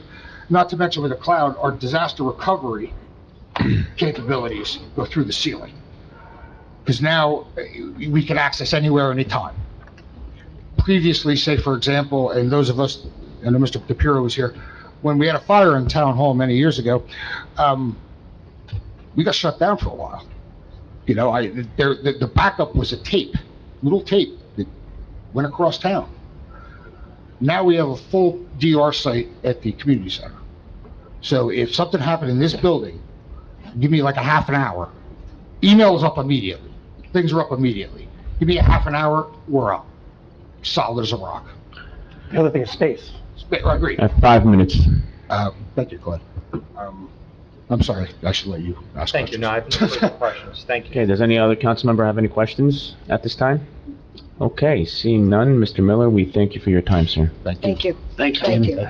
Okay, so, at this time, we're gonna go ahead and go into the, public session, so I'll go ahead and entertain a motion. Make a motion. Motion made by Mr. Neglia, seconded by Mr. Musella. Roll call. Mr. Karifi? Yes. Mr. DePiero? Yes. Mr. Musella? Yes. Mr. Neglia? Yes. And Ms. Grignani? Yes. So now the floor is open to the public to speak on only matters of the budget. You will have 5 minutes to speak. Before you begin, I will ask the council and remind the council to please allow the individual to finish the question, take a seat, and then you can go ahead and respond. This will not be a back and forth in the interest of time. Thank you. You can speak at that mic, sir. You can go ahead and you can sign in after. It's not a big deal. Okay. Hi, my name is Raymond Gallup. I live on Iroquois Avenue in Lake Hiawatha.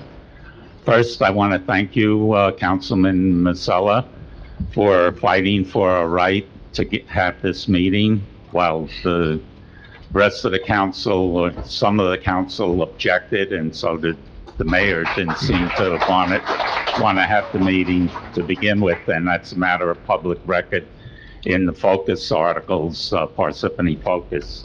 As a resident of Parsippany and a senior citizen living on a fixed income, I am deeply concerned about the proposed 4% tax increase. The 14% increase from last year has significantly affected the retirement my wife and I expected to have living here.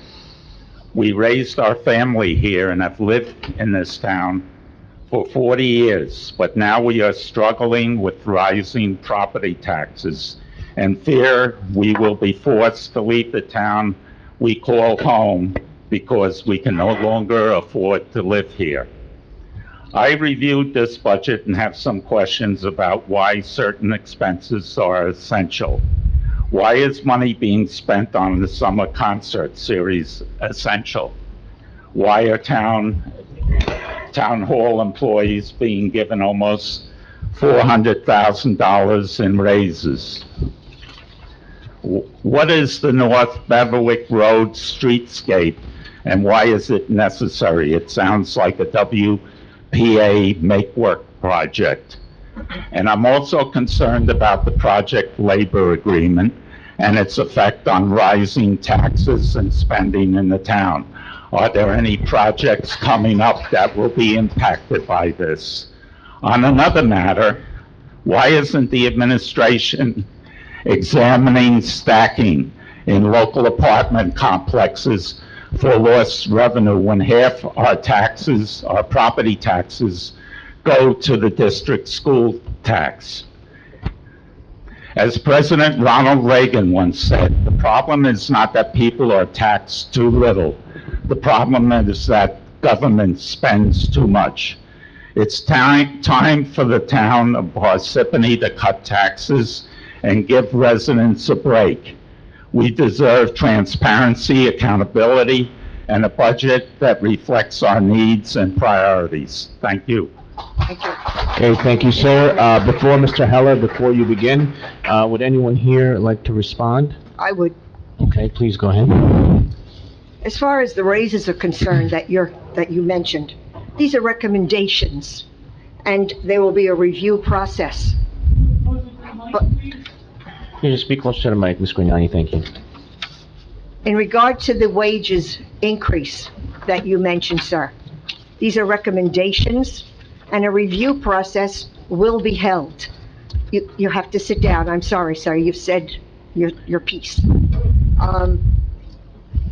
Also, as far as the concert series, I'm hoping, I haven't spoken to the mayor yet, but I'm hoping that we will have a contributor so that we don't have to have the concert series taken from our budget. I'll respond to some of the comments that were made and prepared. This is what we added to the budget, just so you know, sir. In 2023, we've added $30,000 each, and this is about $200,000 what we added. We added 3 volunteer ambulances, received an additional $30,000 each. Why? They were underfunded for the past 4 years. They got no money whatsoever. Their ambulances are dilapidated, so we added $30,000 for each, so that comes to $90,000. Then we added, and the council can cut if they want. We added $81,000, approximately for the Mount Tabor Library. Then the PAL received an additional $25,000. The farmers market was an increase of $25,000, and there was an additional fund for economic development. Why? Because economic development is important. You made the comment with regards to the 14.63% tax levy increase. Now, there's a difference between tax levy and tax rate. Your actual tax rate, I think, was 3.2%. You didn't see a 14% tax increase in your tax bill. So I just wanted to make that clear. And then we provided funding, and we back bus trips for the senior citizens. I got onto the community center then, and I speak to a lot of the senior citizens, and they were kind of disturbed that a lot of the programs were cut out for them. Well, I felt, they're a staple in the community. I've known many of them since I'm 5 years old. I grew up in town. So we added to that. Now, the council can cut that if they would like to. And we expended the township, like we said, the yard waste. So I just wanted to make that clear on your prepared statement. So I appreciate your time, and you can always call my office anytime that you wish, and we can discuss anything you would like. Okay. Thank you, sir. Mr. Allen, you have 5 minutes to speak. My name is Hank Heller. I've been a resident of Parsippany for 51 years, I believe. First of all, I'd like to thank Mr. Karifi and Mr. Musella for causing us to have this meeting, or putting it forth so that everybody could come to agreement on it. Earlier this week, I sent the mayor and each of the members of our town council, I hope you all received it, an email that was came across my breakfast table from New Jersey Monitor, I believe it is, and it was talking about a concept called participatory budgeting, and that's what I thought that was really important and really interesting, and that's why I sent it to you all, because I think that meetings like this are really, really important. Whether we have small increases or small decreases or large ones, it's really important for the people that vote for you and for other people to know and understand why it is that we're spending the money that we're spending. And I must say that with all my respect for Mrs. Graniani and for Mr. Neglia, having two members of the town council do the vetting of the budget, in my personal opinion, is not the right thing, no matter how good your skills are, okay? I think it's important that it come before the entire town council and all of their helpmates, as well as the citizens of Parsippany, so that they can hear for themselves. I must say, I came to this meeting today having a very strong view, okay? And I thought that we're going in the wrong direction. And now I'm not sure at all that we're going in the wrong direction. I was very excited to hear what our police department is doing and what all the other departments are doing. I think, however, that it would be even more useful if we spent more time and had all of the departments make their presentations so we could all hear it, so that we could all see how our money is being spent. And I think that we would have more agreement, and people would be happier by knowing and hearing why the money is being spent and what the value of it is. So I want to thank you for having this meeting, and I appreciate it and I respect it, and I thank you all for causing us to have it in the first place, and for all of your participation. By the way, I thought the police department was coming down my street because of my bad behavior. Mr. Heller, if I may, I want to thank you. You know what you said. You said that you heard what was said tonight, and now you have a better understanding. In reference to some of the things you said, just so you know, we all get the budget. I mean, we have the finance committee, but we all get the budget, so we get an opportunity to go over it, talk to different department heads, and to comprehend the entire budget. You know, you brought up about the public. I've always done my homework. I've reached out. I probably spoke to anywhere from 50 to 75 residents from different areas, different things. You know, you brought up $90,000 being added to EMS. I didn't talk to one person that was like, well, we don't need that. People want, you need an ambulance. I don't think there's one person in here. You know, I have the utmost respect for our volunteers in this town, because they don't get paid. And, you know, you think about some of the things that, you know, I was a police officer for over 25 years. You see things that the average person will never see in their life, ever, okay? Those people that are our EMS workers, we're adding $90,000 to them. We need them. I don't think anybody wants to call for an ambulance and not have it, or have those people and have the right people doing that job. You know, I spoke to people in Mount Tabor. We've had hundreds of residents come and talk about the library up there. You know, the different things that were added. So I'm glad that you said now that you know that things have been explained. I would hope that a lot of the residents in here now have gotten the proper information. I mean, of course, listen, I don't want to raise taxes at all, but I'm also not going to cut services. We offer a lot of services, and like I say, for the garbage, a lot of towns, you're paying almost $1,000 to get your garbage picked up. If you added that into it as a tax increase, you'd be paying a lot more just in that alone if we didn't have those people. But the most important part of all of those things is that you all have helped us to understand what it is you're doing, Okay. as opposed to it being in your pocket Mr. Heller? and not. Exactly, no, no. Guys, I yes, apologize, I you have can't to go back- stop this you can't go because back we and forth, need to but- continue with the Exactly. meeting, and we are statutorily required to start the meeting at 7. I apologize, Mr. Yeah, I'd Heller, like thank to you for say your something, time. too. So I just have to say, we just need to give the public an opportunity to speak, and then we'll allow you guys to speak thereafter, only because we have to start the meeting at 7 o'clock statutorily. We don't have an option. So go ahead, Mr. Hernandez. Do I need to sign in? Yeah, after you Okay, speak. right, okay. Hello, thank you for having this public hearing. As you can see, we probably should have more than one public hearing, because people do want to hear about their taxes, where it's coming from, and we only have 15 minutes to say our piece, so I'll try to be quick about it. You have 5 minutes. I just want, I want to say that, and I loved hearing about what the different departments are spending, and it's hard. I understand that they're spreading thin, and it's really not the departments that I'm concerned about. It's the short-term plan, borrowing for long-term planning. There's a $1.8 million surplus in water and sewer that we haven't even heard from water and sewer today, did we? We heard from Justin in the engineering, but we didn't hear from water and sewer. $1.8 million that is going to the revenue. But we're doing a lot of infrastructure work on wells and the culverts that should have more climate resiliency, which Justin alluded to. That money has been borrowed over time before the Soriano administration. And so a lot of our budget is that debt burden as well. So those are the things that I'm concerned about. I am very concerned about infrastructure. And I think the department heads are doing their due diligence and doing the best they can. And let's not forget COVID. And let's not forget also, the council voted on those budgets in the last 4 years as well. Thank you. Thank you, Mr. If I could Hernandez. just say something real quick. Before you do, hold on, you let Mr. Neglia speak because we cut him off rudely. So go ahead, Mr. Neglia, if you'd like to make a statement. No, I was just gonna comment on Mr. Heller. Thank you very much for coming up. And, I don't want to be responsible for the budget, just with Ms. Grignani either, I assure you that. But it's the process of starting the budget This is part talks. of my 5 minutes. And myself. Are and you Ms. done? Gregg- Wait, she's not Well, done. I- Wait, let wait. her finish. I'm sorry. I thought- Oh, no, okay. Well, I thought he was going to ask me a question.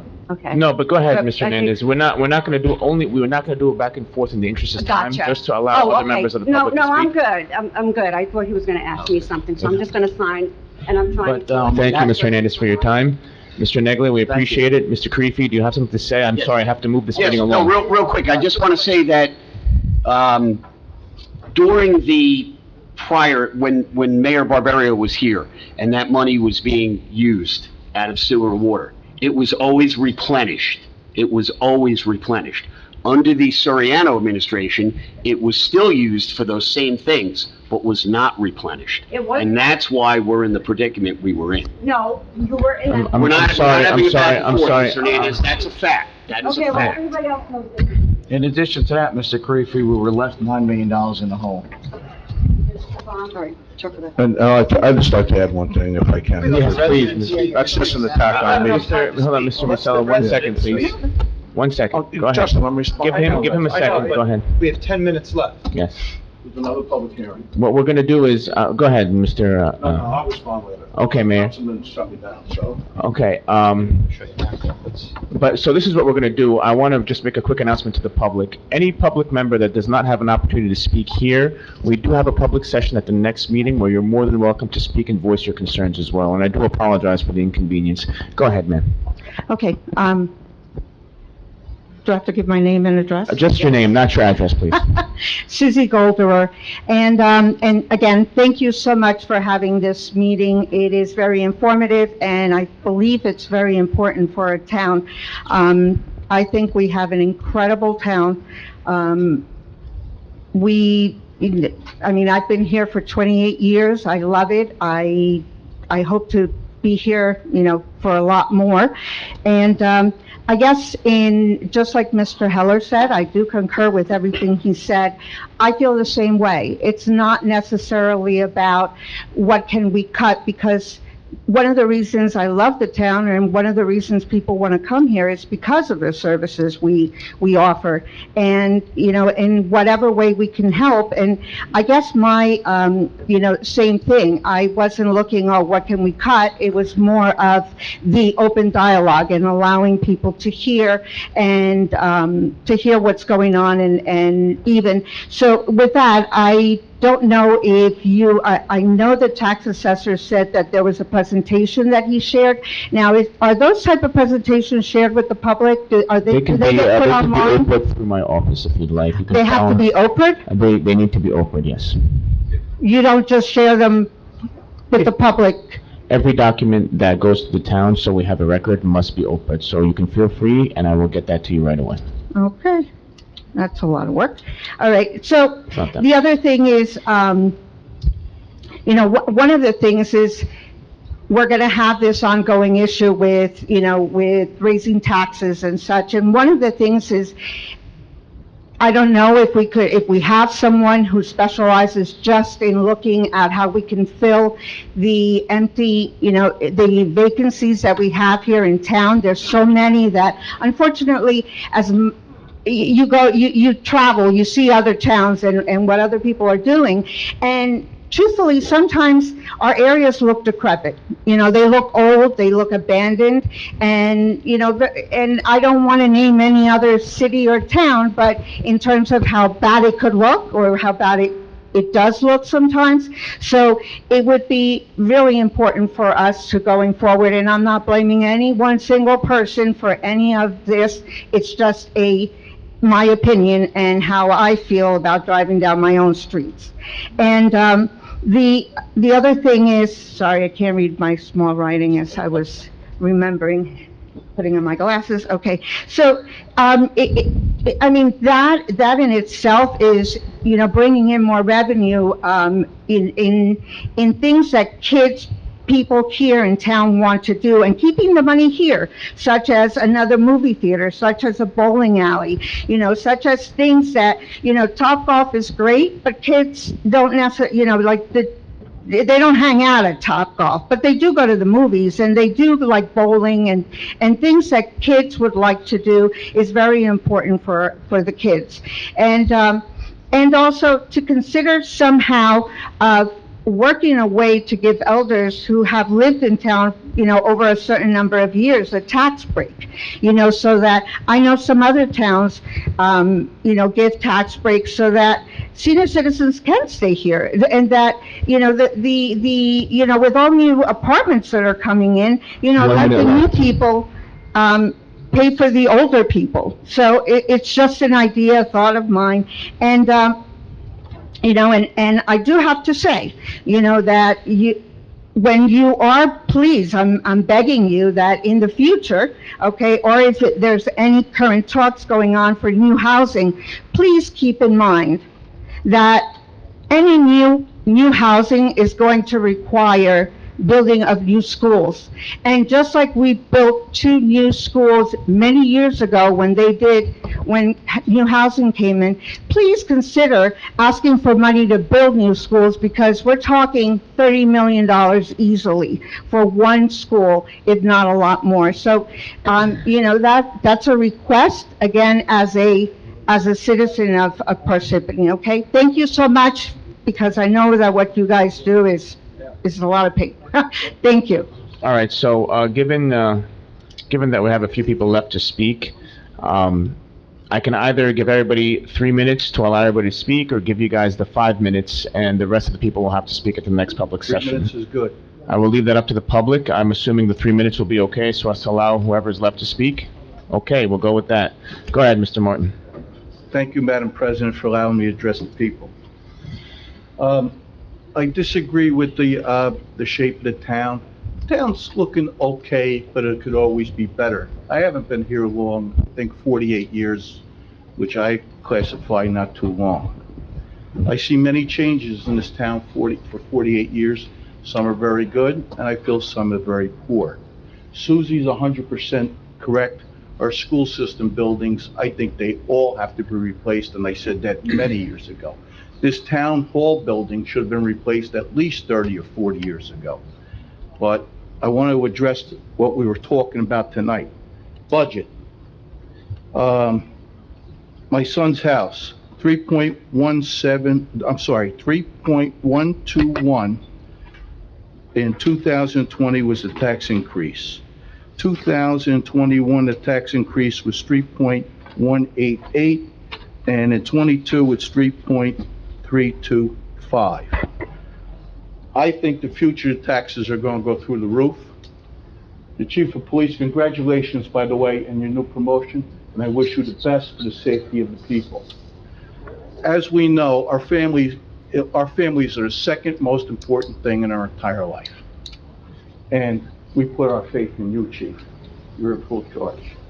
But I disagree with the 80-some and 90-some police officers. We have to be prepared within the next, I think, 7 to 8 years, maybe 9, that our police force should go to 150 personnel. Okay?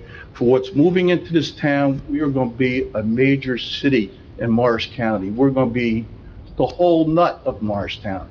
We're 50,000 people now, and what's going on in the building, which we cannot stop.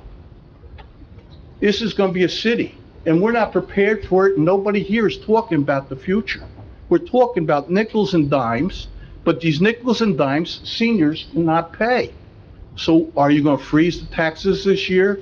See where we can go in the future? I think you should hire an outside agency, 3 of them. 30 seconds, Mr. Martin. To prepare a budget for the next coming years, for the next future 5 years. Police department's got to be 150 men. We're not going to have safety here. And safety is, again, the second most important thing. Belonging with our family is the second most important thing, and we should be taking care of that. I can't see any future here. I can't see that we're not preparing for it, and this deeply bothers me, but I've said that for 48 years. Thank you. Thank you. Steve Mandel. I want to thank Justin Musella for pushing for this meeting. I think it's very important. I'll reiterate what Hank Heller said about that. And also the fact that we now kind of know what's happening. The other thing I'll comment on is what Ms. Hernandez stated. Borrowing from the water and sewer ended up in us having, and I'm recalling, a 40 or 45% increase in our water and sewer rates a couple of years ago. Now, to the point I was going to come up with, Mr. Cryan explained the budget process, and I've been involved in budgeting for many years, and you start with, okay, what did we spend last year? What's going to change? And I have one item that came out, and this is you, Mayor, administration. Last year you spent, or this year, $827,000, and you're now budgeting for almost 1.1 million, a 32% increase. That's on sheet 12. Yeah, I know, I saw the press release that the Democrats put out, and I'm gonna respond to that tonight, because my budget is actually 240,000, my one budget, just my office. So you guys try to... Yeah, if you could just talk into the mic. You know, you try to politicize it, so I'll take care of that tonight, and this is the public portion. Go right ahead, sir. Richard Suarez. Have a litany of questions, but we don't have time, so I'll just ask some of the important ones. And if you So I'll like, just ask. you could submit them to my office and I can pass them off to the council if you'd like, sir. Super, thank you. One of the line items in the budget lists, one line item for, payments in lieu of taxes. Now, for those of you who don't know what that is, I think you should find out. Now, at what rate of a discounted rate are these properties getting a reduced tax rate because they're in the payment in lieu of budget taxes group? That should be probably an untapped source of income. If these people have money to build complexes, Why are they looking for tax breaks all the time? Why is that? Them getting a tax break is putting the burden on everybody else, which, isn't right. Also, I'm glad to see that the mayor said that, safety was number one, and I agree with that. However, there's a situation where the parking lot by the Lake Hiawatha Library has been without outdoor lighting for over a year. You go there at night, you could fall and trip, you could get mugged, you could, who knows what. Are we gonna wait until someone gets hurt prior to fixing it? There's no excuse for that. I mean, this is a life safety issue. Lastly, At 15 because seconds, sir. I know I've got a minute. 15 seconds. All right, I know I've got a minute. Some of the, one of the items in the budget listed maintenance on the libraries at over $3 million. Now, would I be correct in assuming that that should not have been in maintenance? I have to stop you now. Your time is up, and I apologize, sir. I'm sorry? You cannot speak from back there, Ms. Snyder. I apologize, but you cannot speak from back there. I'm just running this meeting the way I need to. Okay. I'm sorry, sir. Can I continue once the other meeting starts? Yes, so for everybody out here, the next meeting is at 7, and what we can do is there's a public session, and you can speak for 5 minutes, and they can respond at that meeting, since we won't be under a time constraint. Okay. Can I stay here? Well, because the meeting's gonna start, we still have to go through a little bit of the agenda. It'll be about 10 minutes, and then you can come back up, sir. I do apologize. Okay, we have to start at 7. Okay. At this time, we'll take a motion to adjourn. Motion, I need a motion to adjourn. Okay, and a second? Second. Okay, motion made by Mr. Neglia, seconded by Mr. Karifi. Roll call, Mr. Karifi? Yes. Mr. DePiero? Yes. Ms. Grignani? Yes. And Mr. Musella? Yes. Okay, Yes. we're adjourned. Glad you're gonna start up the next one right away? No, I have to go to the bathroom. I know. Thank you. This was raised back in around 2020, was because the rate has not been adjusted for almost 10 years. So the fund balance in both utilities was pretty much diminished. So after the 39% and the 10% from last year, but only because there was 3-year gap, the rate was not increased at all for another 3 years. So that's why it was another 10% increase. Another reason for the rate increase was because in combination of sewer and water, there was a 30 million of capital improvement was approved in both utilities. And those utilities, those capital will start having to pay down on those capital improvement. So that 10% was an anticipation of those pay down. So that's why there was a 10% increase. And historically, the utility surplus has been between 2.5 to almost 3 million has been transferred as a revenue to Historically, starting in 2011. 2016 to 2020. Before that, it never happened. And I don't know if it happens in any other town. Yeah, so in Morris County. Mr. Venezia, let him. The let range Mr. of Hope, it's please. been about 2.5 to 3 million. So last year's 1.7, this year's 1.8 is way much lower than what's been taken in the past. And hopefully, fund balance, the general fund balance is still fairly low in our township. We're starting to build it back up, so hopefully one day we do not need to utilize any of the utility surplus. Okay. Thank you, Mr. Ho. Question? No? Any other questions? So are Thank these you. other questions gonna get asked or answered and then? I'll have the water superintendent answer those. And will they, well, all right, then when I get them, I'll read them out. If you want to give your questions to the clerk, then we can give it to him. Because, I think other people would like to hear it, not just, I think, Okay, not just me. thank you.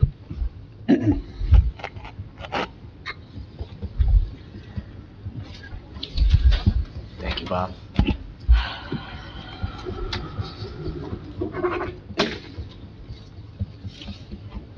Nicholas Homiak, Lake Hiawatha. I believe Mr. Ho just said that the previous major failures of 11 of our 19 wells, I believe 4 went dry, the rest had infrastructure problems. And you just said $30 million? Did I hear that correctly? In the last, Wait, are All you right. done with all your questions? or- No. Okay. Right, so. You could answer that later. I remember during the Soriano administration, the mayor and Ancucci got together, and for average citizen, $4.36, it was gonna fix the water infrastructure problem and keep everybody employed in the town. And we would start to not use the water and sewer surplus, because that's one of the reasons he was elected.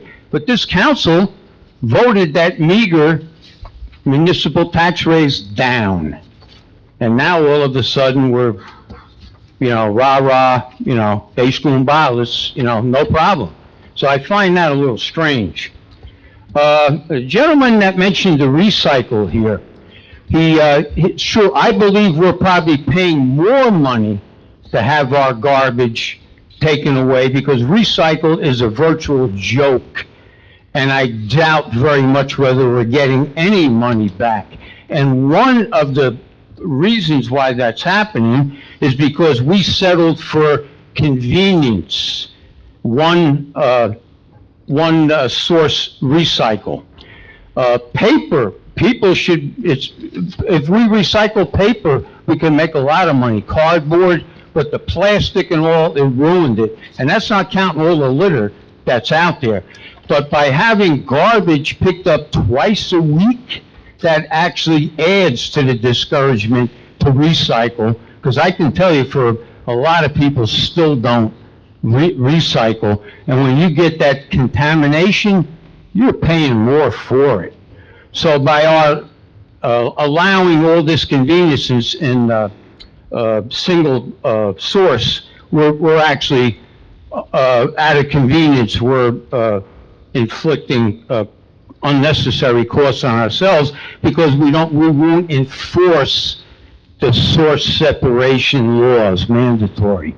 We just won't do it, because maybe somebody won't vote for you if you leave them a ticket on their garbage can instead of that little yellow sticker. I also discovered something. They're going around, you're changing water meters. Is our water and surplus paying? The second question, paying for those water meters?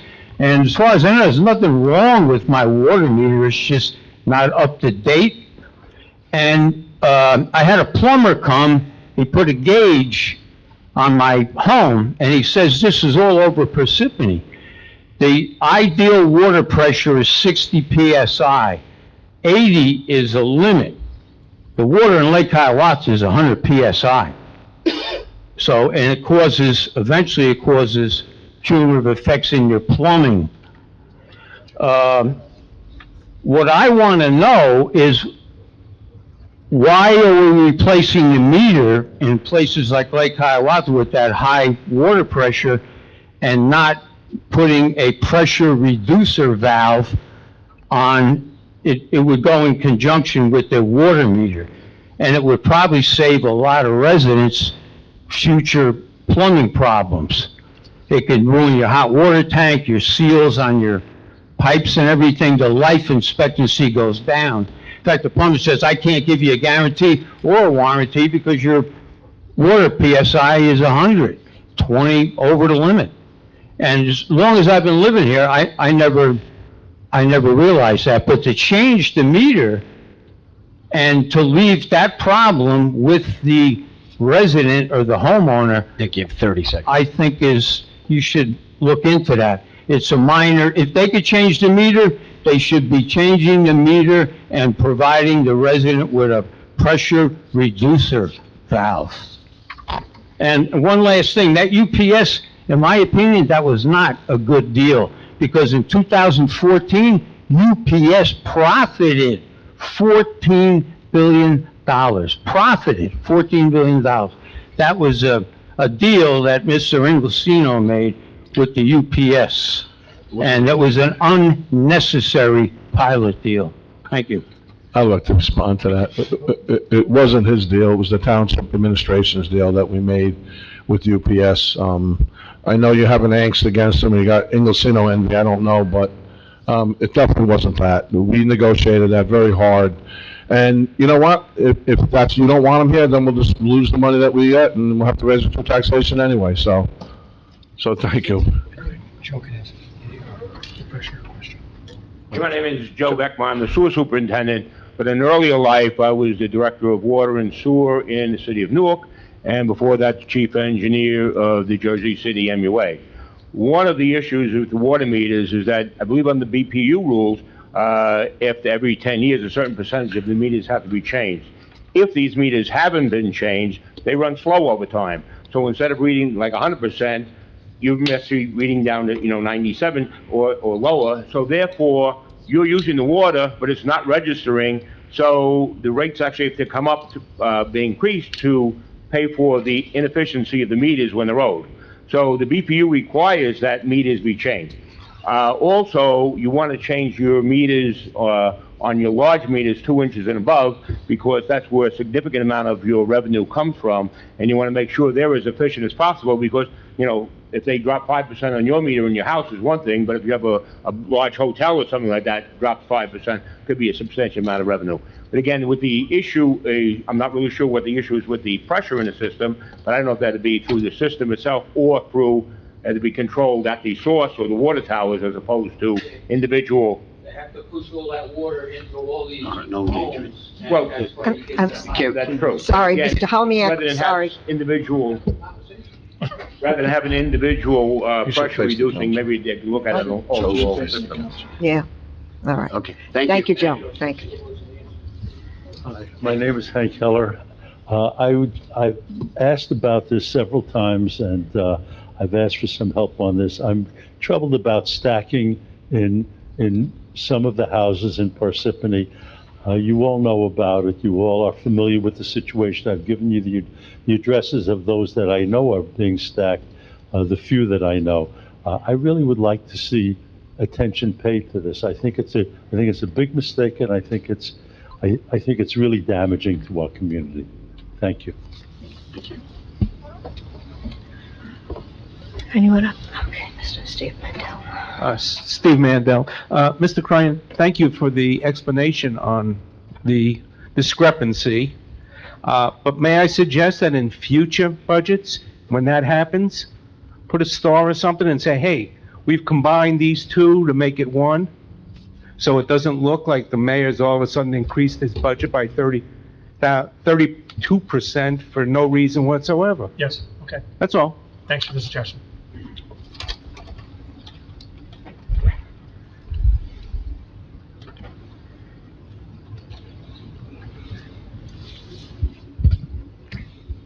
I am a Democrat, but don't hold that against me. No. My name is Mary Martin. I live in the Mount Tabor section, and I wanted to say thank you for having the open budget hearing. I'm now even more incredulous about all of the services that we get in Parsippany and all the complicated departments that I really didn't know anything about. And I also know, as a public servant myself, how hard it is to make do with less and less, and until you just can't. So I understand that it's important to raise the budget so that we can maintain even a base level of services. And I am in favor of also, this is not exactly, I am also in favor of paying people what they're worth. And one of the things that I find in my job is that I cannot do that. And when people talk about not wanting tax increases, it often means that the people who are the public servants are the ones getting shafted. So anyway, I just wanted to say thank you. This was a very enlightening meeting, and I learned a lot. Thank you. Thank you. Anyone else would like to come up? Seeing none? Entertain a motion to close the, oh, I'm sorry. Hi, Ray Witkowski. I've been a Parsippany resident for 40 years. Last year, my taxes went up $600, and I'm concerned that this year it's going to go up another $600, which is kind of, as a senior, you know, I heard other people speak of that, and it's the same issue is, you know, can you afford it to stay in the town? And I love the town. It's great, you know. The chief of police I spoke to earlier, yeah, I do see the policemen up and down the block twice a day. I'm retired, so I get to see the neighborhood and see what's going on, and they do come around, and they come around when you call them. I mean, pretty quick. We have things on the block that's happening recently, and they're there, and they're, you know, they do a good job. I did see a lot of discrepancies. I went through the budget, the user-friendly budget, and I have a concern that I see a lot of discrepancies, and I'm not sure it's accurate. When I see one error, how many more can there be in the budget? So, you know, it is a concern, and I did speak to Mr. Cryan about that, and that's one item, and we probably will speak more and go over it. But like page 1, just on the user-friendly budget, page 1, I noticed in the previous years, the fire districts were in there at about $5 million. I don't see that line item in the 23 budget. Is it going to be there, and is that $5 million more going in, which is going to go up more? That's a concern. Let's see what else. The total value assessment, which I spoke to, page 1, shows $115,000 for the average price of a home. That hasn't been like that. It's $312,000 was last year's. I'm thinking it's the same or higher. So that needs to be corrected because that impacts every line item on that page. Sheet 3 shows a line item called unclassified at $31 million. Just trying to understand what that is. You know, that's a big number. So I'm going after the big numbers, you know, trying to understand that. Let's see what else we have. I see discrepancies on sheets that, you know, the police say that they're going to have 93 and add 5 more, that's 98. But on one of the pages, maybe sheet 5 or so, sheet 7, it shows 99 police. So that's another line item, single one, but that's one more. I'm not sure if line items of the total employees should be the same between sheets, let's see, 2 different sheets here, sorry. Right, 2 different sheets show like 500 on sheet UFB 3 and 7. One says 509, the other says 522. So they don't equal. I'm not sure, maybe I'm misreading it. I do see a lot of other stuff that is also loss of revenue, like for the town. So over the past couple of years, I have budgets for like 5 years I've been looking through and trying to go back and forth and see what's going on. And in the 5 years, in the last, say in 2021, we had 57 churches and charitable things at $93 million in revenue.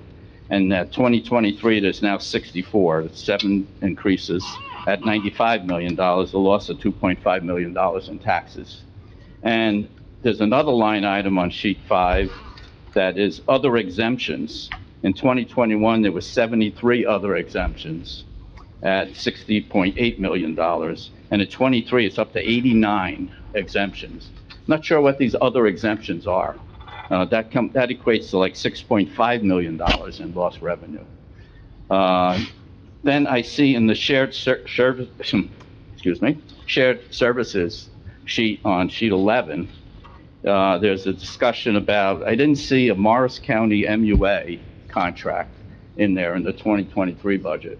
It was in the 22 budget and said the contract was going to be valid through 2038. That's a few years out, and it's missing there. And the JCP&L contract said it was valid to 2031, and that's not on the sheet. So I'm not sure if that's something that changed in the whole budget. and equates to about $1.5 million of lost revenue. So, just a few things, I'm not sure if answer them now or another time, we could go over it. I have to look at it. Okay, yeah, okay, thank you. Thank you. See no one else? Seeing no one else, I'd like to have a motion to close the public hearing. Motion closed. Second. Motion made by Mr. Neglia, seconded by Mr. Karifi. Roll call, Mr. Karifi. Yes. Mr. DePiero. Yes. Mr. Musella. Yes. Mr. Neglia. Yes. Ms. Grignani. Yes. Council Floor's members, closed. would you please look at the budget for second reading and public hearing?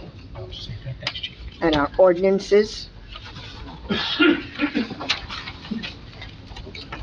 Consent agenda, resolutions, please. If there are any questions? Yeah, I actually do have a question. I see that we are awarding a contract to Direct Development for Public Relations and Public Information Services, and we also have a budgeted position for that that's split amongst 4 people currently. So are we going to be eliminating that PIO position in the administration? Will this replace it? Well, we discussed that yesterday in our meeting, I thought, and I guess you didn't hear what we said with regards to that. So, you have a position for public information officer in there, I think for 40,000. That will be eliminated. Okay, so we're going to eliminate the public Yeah, information. because we don't need it if we're gonna have this firm. I felt it was more advantageous to have a consultant firm with regards to public information going out, so the residents, like, they're gonna do newsletters, everything. There'll be I think a monthly newsletter for the residents to go on, and we're talking about mailing newsletters out to the residents, a whole bunch of stuff that, would enhance the township and its transparency with Facebook, with Instagram, all social media outlets and stuff like that, so. And to hire a person to do that, it makes it, to me, I thought it was not advantageous for the town when we hired because I got health benefits and everything with it as well. So that will be removed. So when do we eliminate this position? We'll eliminate it when you guys vote on the consultant. Okay, thank you. Also, Mayor, I see item number 4, that we do have an agreement that we are going to be voting on for the fireworks. That's, Displacer to International Fireworks Yeah. Manufacturing Company for a total of $28,000 that's it, for the fireworks. for the fireworks. Yep. Okay, thank you. Well, that's less than it was when I was mayor first time around. It is, yes. Council President, the way that our purchasing department is doing it now is they're giving the price and asking for the quotes to meet the price, to make sure that, because it was just getting to be too crazy. Yes, Some last of the year. bids are coming in, yeah. Yeah. Okay, even though it was, yes, I agree. Okay. Mr. DePiero, please. Approval of payroll and bills list. Approval of payroll and bills list. CFO Leonard Ho recommends authorization for payment. 1. Authorize payment of the May 12th, 2023 regular and miscellaneous payroll estimated at $1,650,000. Item 2, payment of bills from voucher list 5/123 through 5/323 is $3,433,308.03. Motion to approve the authorization for payment of both by myself. Second. Motion made by Mr. DePiero, seconded by Mr. Karifi. Roll call, Mr. Karifi. Yes. Mr. DePiero. Yes. Mr. Musella. Yes. Mr. Neglia. Yes. Ms. Grignani. Yes. Motion passes. Okay, I'm not getting up abruptly. I'm going to leave it. May I have a motion to adjourn the meeting? Make a motion. Second. Motion made by Mr. Karifi. Who made the motion? Me. Yeah, seconded by Mr. Neglia. Roll call, Mr. Karifi. Yes. Mr. DePiero. Yes. Mr. Musella. Yes. Mr. Neglia. Yes. Ms. Grignani. Yes. Meeting's adjourned. Have a good night, everyone.